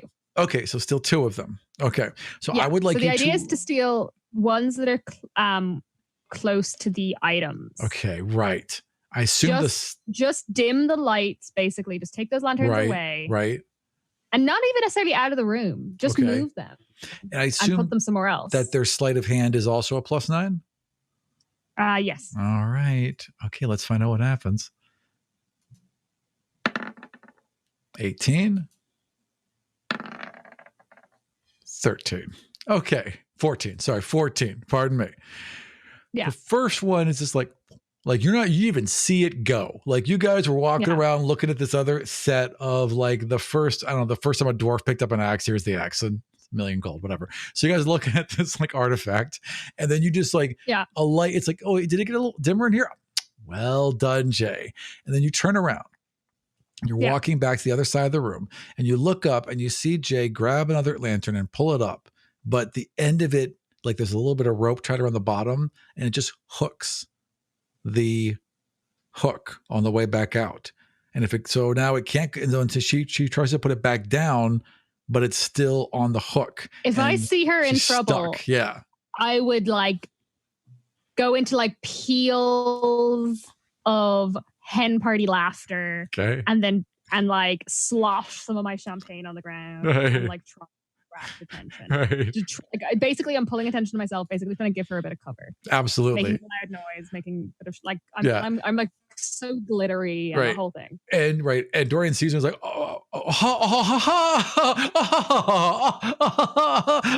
we've spilled. Oh, I've spilled too. Oh, what foolish people. Oh, we're so foolish and loud.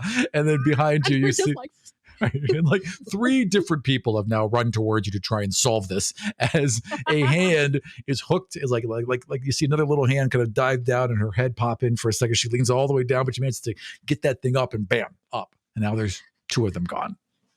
Are you ladies all right? Sorry. Yes, I'm so sorry. It's just my friend Erin. She just told me the funniest story. But you kind of had to be there because it had to do with my uncles. No one is interested right now. All 3 of them are just she waiting. Keeps going until they leave, basically. Right. Like, that sounds great. Listen, if you need another, here's another drink. Okay, have fun. It's on the house. So Bye. But she just kind of just runs out the clock on those. And they are gone.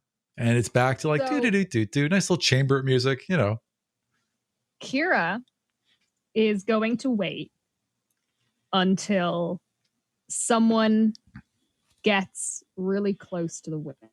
Mm-hmm. Okay, like anyone in particular? She's looking for someone that looks dumb, but okay, but maybe a little beefy, but dumb. Maybe a little beefy, but dumb. I would like her to roll a perception or investigation, whichever one she wants. Okay, it's going to be investigation, I think. Ooh, that's good. That's a 19. Ah, excellent. All right. So there's one more of these Anian guards, and he comes like walking up to the rail where she is. Maybe not a guard, maybe a guest. Hang on. And pulls off his helmet and kind of shakes his hair out. He's got this long blonde hair, and he goes like, whew, he's like, just kind of like, just trying to get a breath. And he turns where he's like, oh, hey, that's a real pretty song you're playing. And she keeps playing. Mm-hmm. And as she's playing, she casts Charm Person. Oh, okay. All right. So what is the saving throw for this Charm Person? Wisdom, I'm assuming, right? It's got to be wisdom. Yeah. Okay, that's going to be -1 for me. Okay. But the DC is only 12. Oh, okay. Well, he rolled. Oh, actually, what do you want? Hang on. There's a reason why he's rolling with disadvantage. All right. 11. So with rolling at disadvantage, I got an 11. So it's like, well, yeah, it's really like you sound really nice, and wow, the music is pretty. Oh, it's so really pretty. Kira points over to Amity and Durin. Yeah. And he's like, those 2, doesn't matter what they do tonight. Yeah. They are not going to do anything wrong. Oh, they're perfect. Everything they do is the right thing to do, and you should probably help them do it. Oh, they're great. They seem great. Like your music is great and you're great. And if you know them, then they got to be great too. They are great. Yeah. It has to be said, they're pretty great. Oh man. Well, anyway, listen, it's been nice to talk to you, but I got to get back to work and I got to make sure that they're okay because they're great. They are great. And you know what would be great? Yeah. If you let them, they want to buy a bunch of stuff in the auction. Sure. Could you show them some things? Yeah, I'm going to go right over to them right now. Thanks so much. Oh, yeah. You have a nice night, lady. Like, didn't even get your name. You Right? too. And walks up and starts talking to the guards. And the guards are like kind of look at each other and, frown and like, oh, all right. And open the doors and let him in. And he makes a beeline for Amity. Hey, you. Hi. Hey. How you doing there? Yeah, you. Listen, I've been talking to a friend of yours about you and how good you guys are and how you might need some help that's buying so something sweet. tonight. You seem amazing. Yeah, I was wondering if you could show me these jewels again. I really want to buy them. All right, excellent. So he walks up and he's like, yeah, these are the jewels. Used to belong to an elven princess. They were her jewels. Am I allowed to look at them inside the glass? Oh, and he looks at the glass and looks back at you. He looks back at the glass and he's like, oh, I don't know. I can't go in the glass. I'm just here to make sure people don't steal or get out or get rowdy. People can get rowdy when they drink. They can get so rowdy. Yep. Yeah. It's just that I really need to see them outside the glass. And he goes and touches the glass and it lights up brightly. And he's oh.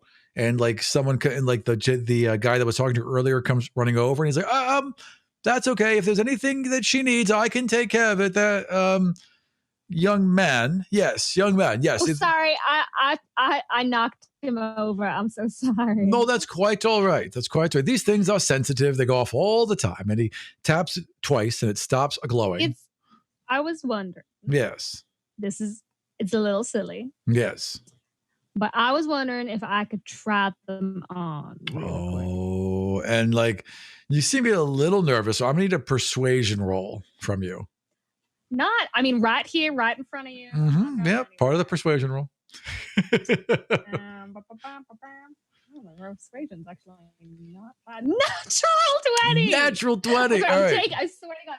I rolled on D&D instead of. I believe you. I swear to God, I completely believe you, Orla. There's no reason for you to have to pick. Okay, so you get a natural 20. So he looks at you and he looks hesitant. For 24, by the way. Nice. And then he looks over at this paladin you've got with you and he's nodding along too. He's like, well, all right. And taps the glass and it vanishes and he goes to pick them up and very gently cradles them in his arm and he's walking them over to you to place them on you.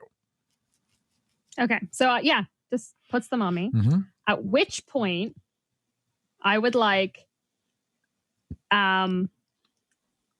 Jay is going to drop both magical lanterns with incredible force and also maybe a little bit of something explodey. Yeah. Onto the floor on the other side of the room. Sure. Right.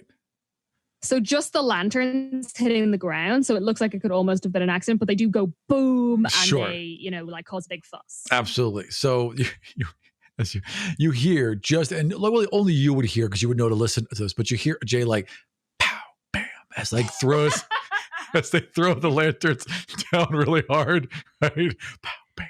And there's oh my, and everyone and also as they explode, all the other lanterns flicker because they're obviously the magical energy being released. They must be connected in some way actually, and they all flicker. Yeah. And I would like you to roll a sleight of hand is what you're going to try to do. What's happening now is I'm hiding the real jewels. Yep. In my dress. Yep. And I am now put on the fake jewels. Okay. Excellent. Go ahead and roll your sleight of hand. In fact, and I would like that as the lights come on, I'm already taking them off. Of course. And putting them back on the thing I can see you need to tighten security right now. I'm going to put these down. Oh, just to help. As though I'm being so helpful. 100%. Yeah, absolutely. Sleight of hand. And Darren would probably be helping me. Oh, Darren is absolutely helping you. Yeah, like, oh, listen, just, let me help you quickly assemble these things. Yeah, so go ahead and roll. You know what? Roll with advantage because you do have Darren right there. That makes sense. Yeah. Yeah, we're standing together. Dicky. I'm gonna roll on the right thing this time. Advantage. What was it? Sleight of hand.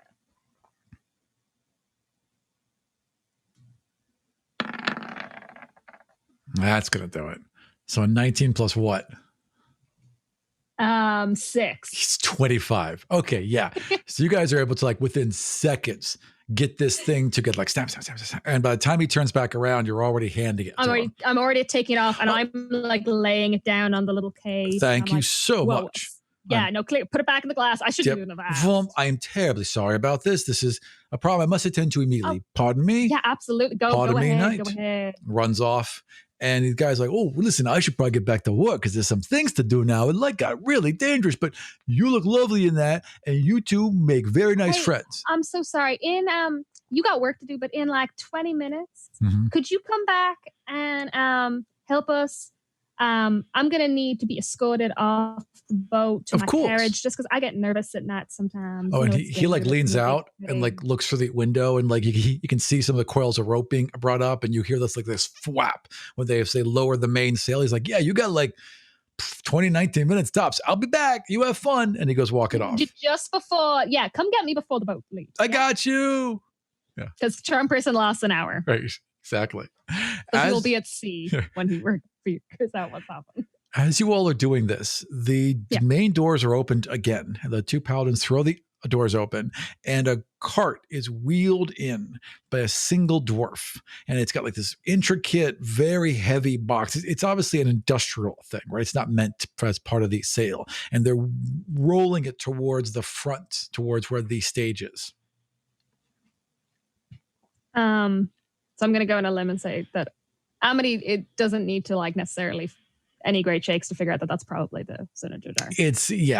There's obviously like, as soon as it comes in, the Victor, right, stops what he's doing with the lamps and delegates and then immediately goes to talk to the dwarf as the box is being wielded to the front. It's probably got to be the stone. Why else would anyone care? So Darren is keeping a really close eye as to who else is paying close attention to the stone coming into the room. There's a couple people already that have also been looking at auctions, and there's a couple and the guards are certainly looking also, at it. Darren can lip read. Right. Of course, Darren can. Because she has the observant feet. So I would say that she picks up, if she was like really paying attention, like maybe Victor was like, we have to get interesting quickly. We are very late and the boat sets off in 20 minutes. We must hurry, right? So they obviously are under pressure to get this done. Yeah. And the box is locked. It looks locked. It looks locked, yeah. And it looks like the kind of box that's probably locked. Totally. And like there's now like Victor has like gone up on stage and he's pulled this big huge tarp over this like jewelry box on a pillar kind of thing, right? And he waves his hand and it unlocks and he pops it open and they unlock the other thing and they're very, very carefully with like white gloves transfer this little jade pig from one to the other, close the door, waves his hand, it locks again, and he drops the velvet tarp over it. Okay. The dwarf starts wheeling out. Jay has the pig. Jay has the fake pig, correct. Jay has the fake pig. I have crafted a pig of darkness. I have reached into the souls. No, it has to be light green, Jay. We told you it had to be light green. Right? It is light green. It is a gorgeous color of light seafoam green. However, it has been forged in darkness. But you could see what you were doing when you did it. Like there was actual light in the room. Yes, there was. It's really lovely. Just actually, checking. I did some of my best work. Like the darkness was metaphorical. It was like yes, this elephant has lived a very sad. I'm sorry. This pig has lived a sad life. That's fine. Look at the despair. It can have whatever story. Narratively speaking, I did add sadness in its eyes. If you look in the eyes of my pig, while they are identical, you will see that sadness. Yeah, I mean, I feel like by the time someone's looking at the sadness in its eyes, they're probably going to figure out it's made out of glass and not jade. Yeah, more than likely. That's a fair by bet. that point. Yeah. Yeah. You hear a loud series of bells as the ship rings off a couple bells. And then you get a ping from Kira. Yeah. Okay. Yeah, we got to hurry this shit up. No. You get a ping and a message. And what'd she say? Yeah, and the message is like, yeah, there's 4 seekers here. They're coming aboard. Oh, shit. They must be after the fucking Godstone. Shit. Guys, I can't be here. Okay. New plan.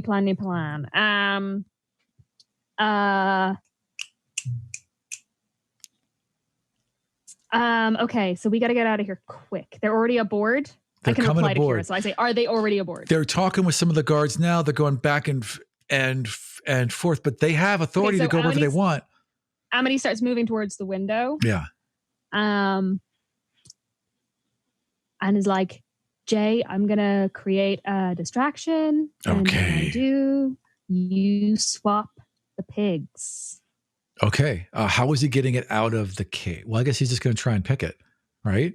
Well, I thought you said that they were putting it on a so it's on the stage. So there's like a podium, right? Like a pedestal, and then on top of it, there's like this little glass box. So they put it. It looks smashable. We are at smash and grab. I mean, it's a glass box, so maybe sure. And so, yeah, basically, I would like. Jay is going to take another lantern and get ready to like throw the lantern down. Roll me a sleight of hand for Jay. That's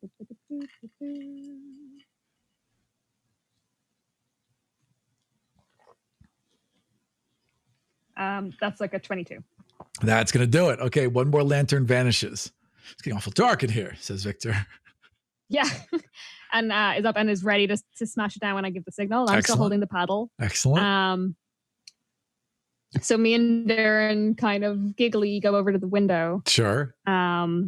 Where Kira is ready to like help us like heave out. And we're just, at which point I would like to set the tablecloth of the nearest table on fire. Okay. And what do you have to set it on fire? We already established that she has a lighter. Oh, she does have a lighter. Hell yeah.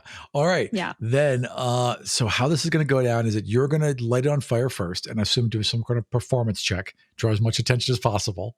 Yeah. We're just going to, it's not going to be a complicated performance. No, it's not. We're just going to scream. You're just going to do it. You're just going to yell. Right. Okay. You don't even need a performance check. And then we're going to be like, Right. And then at that moment, they're going to have him smash this thing. All right. So you light this thing on fire and immediately begin. The second everyone's like, there's a fire. The second that happens, Jay's going to smash the thing, swap the pigs. So we're going to put the fake pig on the ground. On the ground. Sure. To make it look like a lantern fell, but that the pig is okay. I would like you to. I'll roll for Jay because I've been rolling for Jay. So Jay has this would be sleight of hand, plus I suppose, 7. right? Sleight of hand is +7. Yeah. Stealth was +9. Sorry, I confused. Okay, so sleight of hand is +7, and I'd also like you just to roll one die and call high or low. Oh, great. Okay. Famously so good at that. Let's say I'm gonna say high. Okay, so that part worked. 12, yeah. Yes. I unfortunately rolled a 3. I rolled a 3 plus 7 is 10. Yeah, 10. Okay. So the fire starts up and Jay hurls this lantern just like, I see this real heavy grunt and it smashes against this box and shatters open, right? Yeah. Unfortunately, Jay slipped a little bit as they were throwing it. They had their fake their fake pig in one hand. They were able to smash the thing, but the fake pig slipped out of their hands. And now you've got the fake pig and the real pig laying next to each other in the box. Just grab both. I think she would just grab both.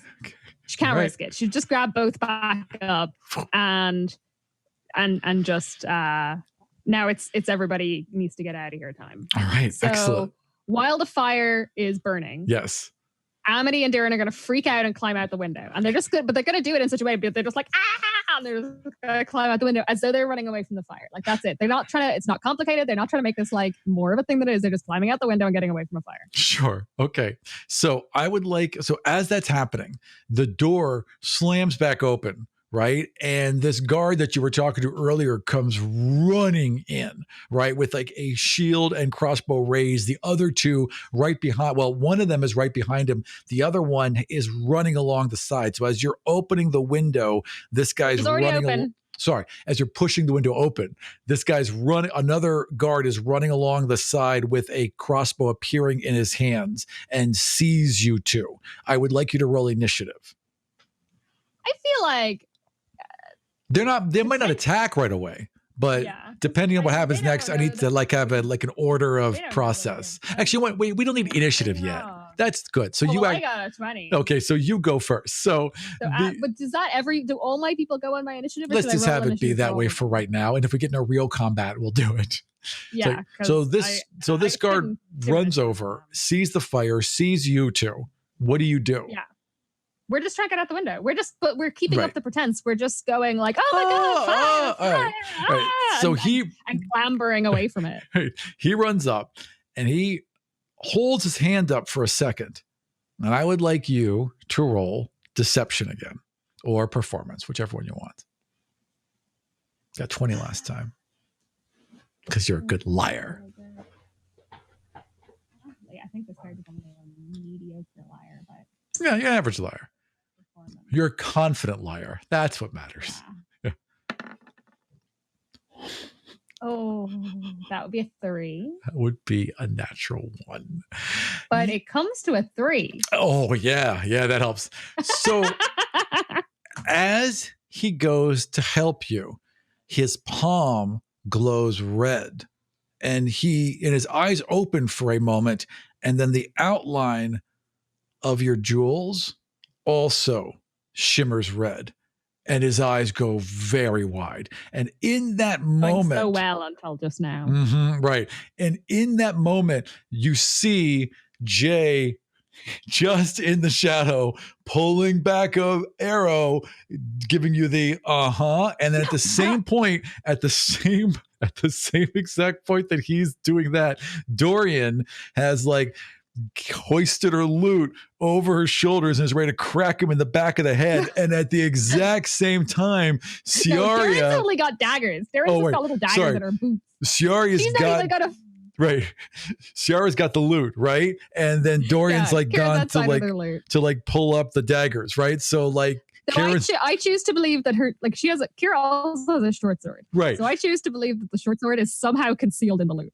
That is my personal It's belief. sliding out of the loot. So she's pulling out the loot. It's like a cane sword. but, Daggers like, are coming a out of harp, boots, comes out a right? short sword. And arrows being drawn from the shadows. But Darren's like, no, just fucking run, you moron.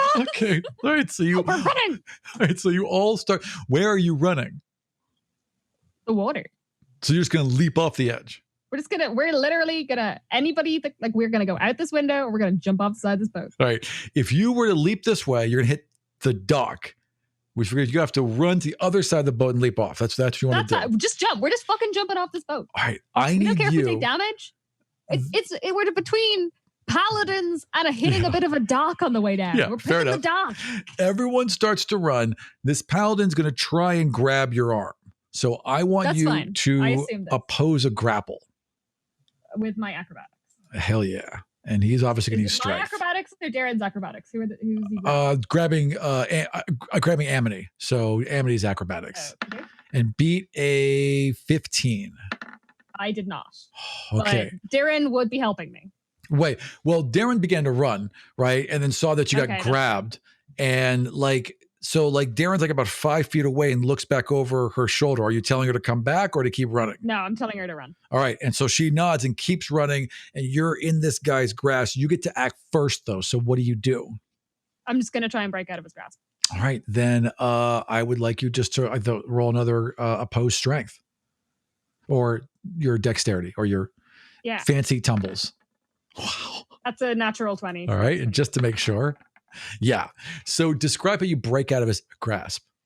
With it's sort of acrobatics. just like a it's sort of just like a it's because it's not a strength thing. It's like more like a judo twist. Mhm. Like it just sort of first position flick and then just shucks herself out the window because they were standing right there. The window's open. Yeah, You're standing like you rolled a halfway through natural it. 20. So I would say like you were halfway out and like he grabbed your arm and you just like there was like a table inside, right? And you just kind of vaulted off it, managed to like flip over his arm, take him down with you. So you went all the way over him and then tumbled, right? And was able to like tumble and kick and just sent him right over the edge. So he just went tumbling, woo, sploosh, right? And now as you're getting back up, you're seeing two seekers that are pointing and shouting with a paladin, and they're kind of descending on you. So they're blocking off this way. You'd have to run back around the back of the boat or up over it. I'm in between myself.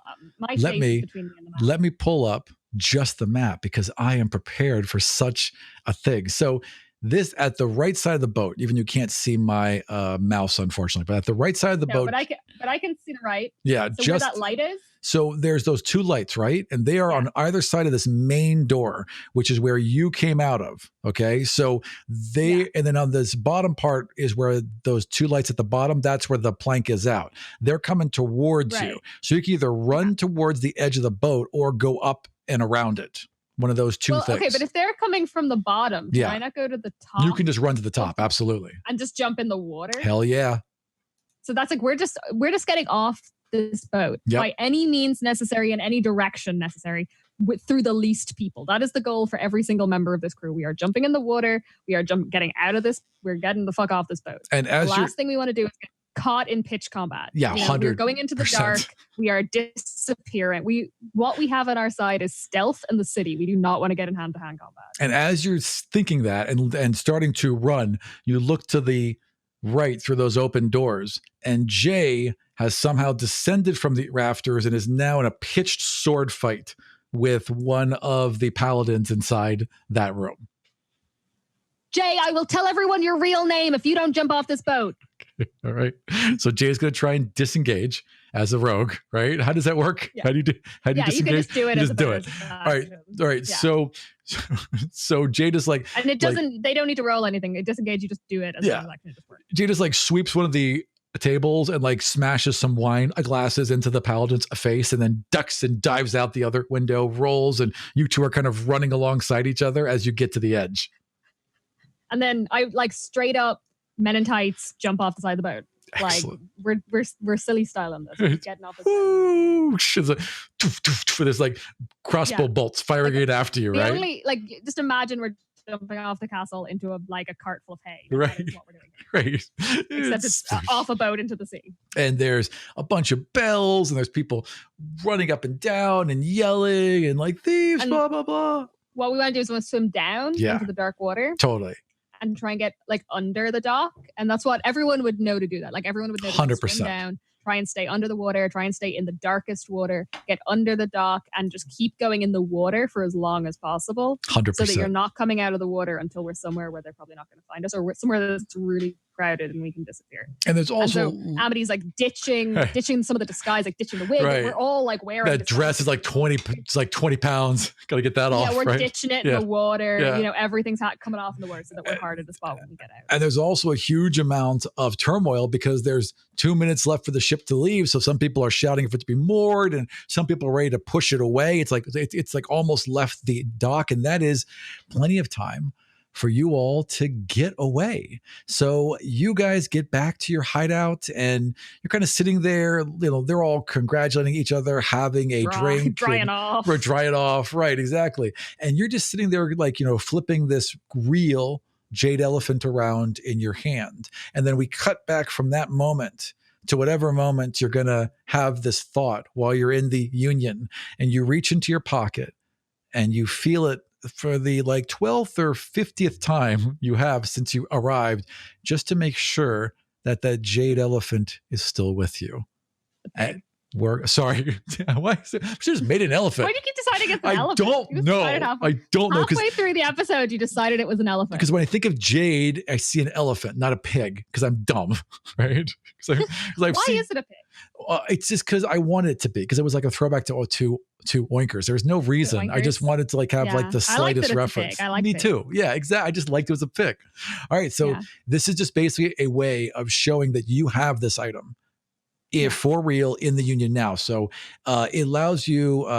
What did I write for this thing? So this is what it does. You've had it long enough to tune with it. You have a +1 to all of your saving throws. So while you hold it, all your saving throws are at +1. The second thing you can do, and you haven't done it yet, obviously, because you haven't lost it, is you get a do-over. So in game turns, the wielder of the Stone of Jodar can, as a bonus action, reverse time up to 10 rounds. So at any point, you can go. That is a lot of rounds. So at any point, you can go, I want to go back to this point and start everything over from that point.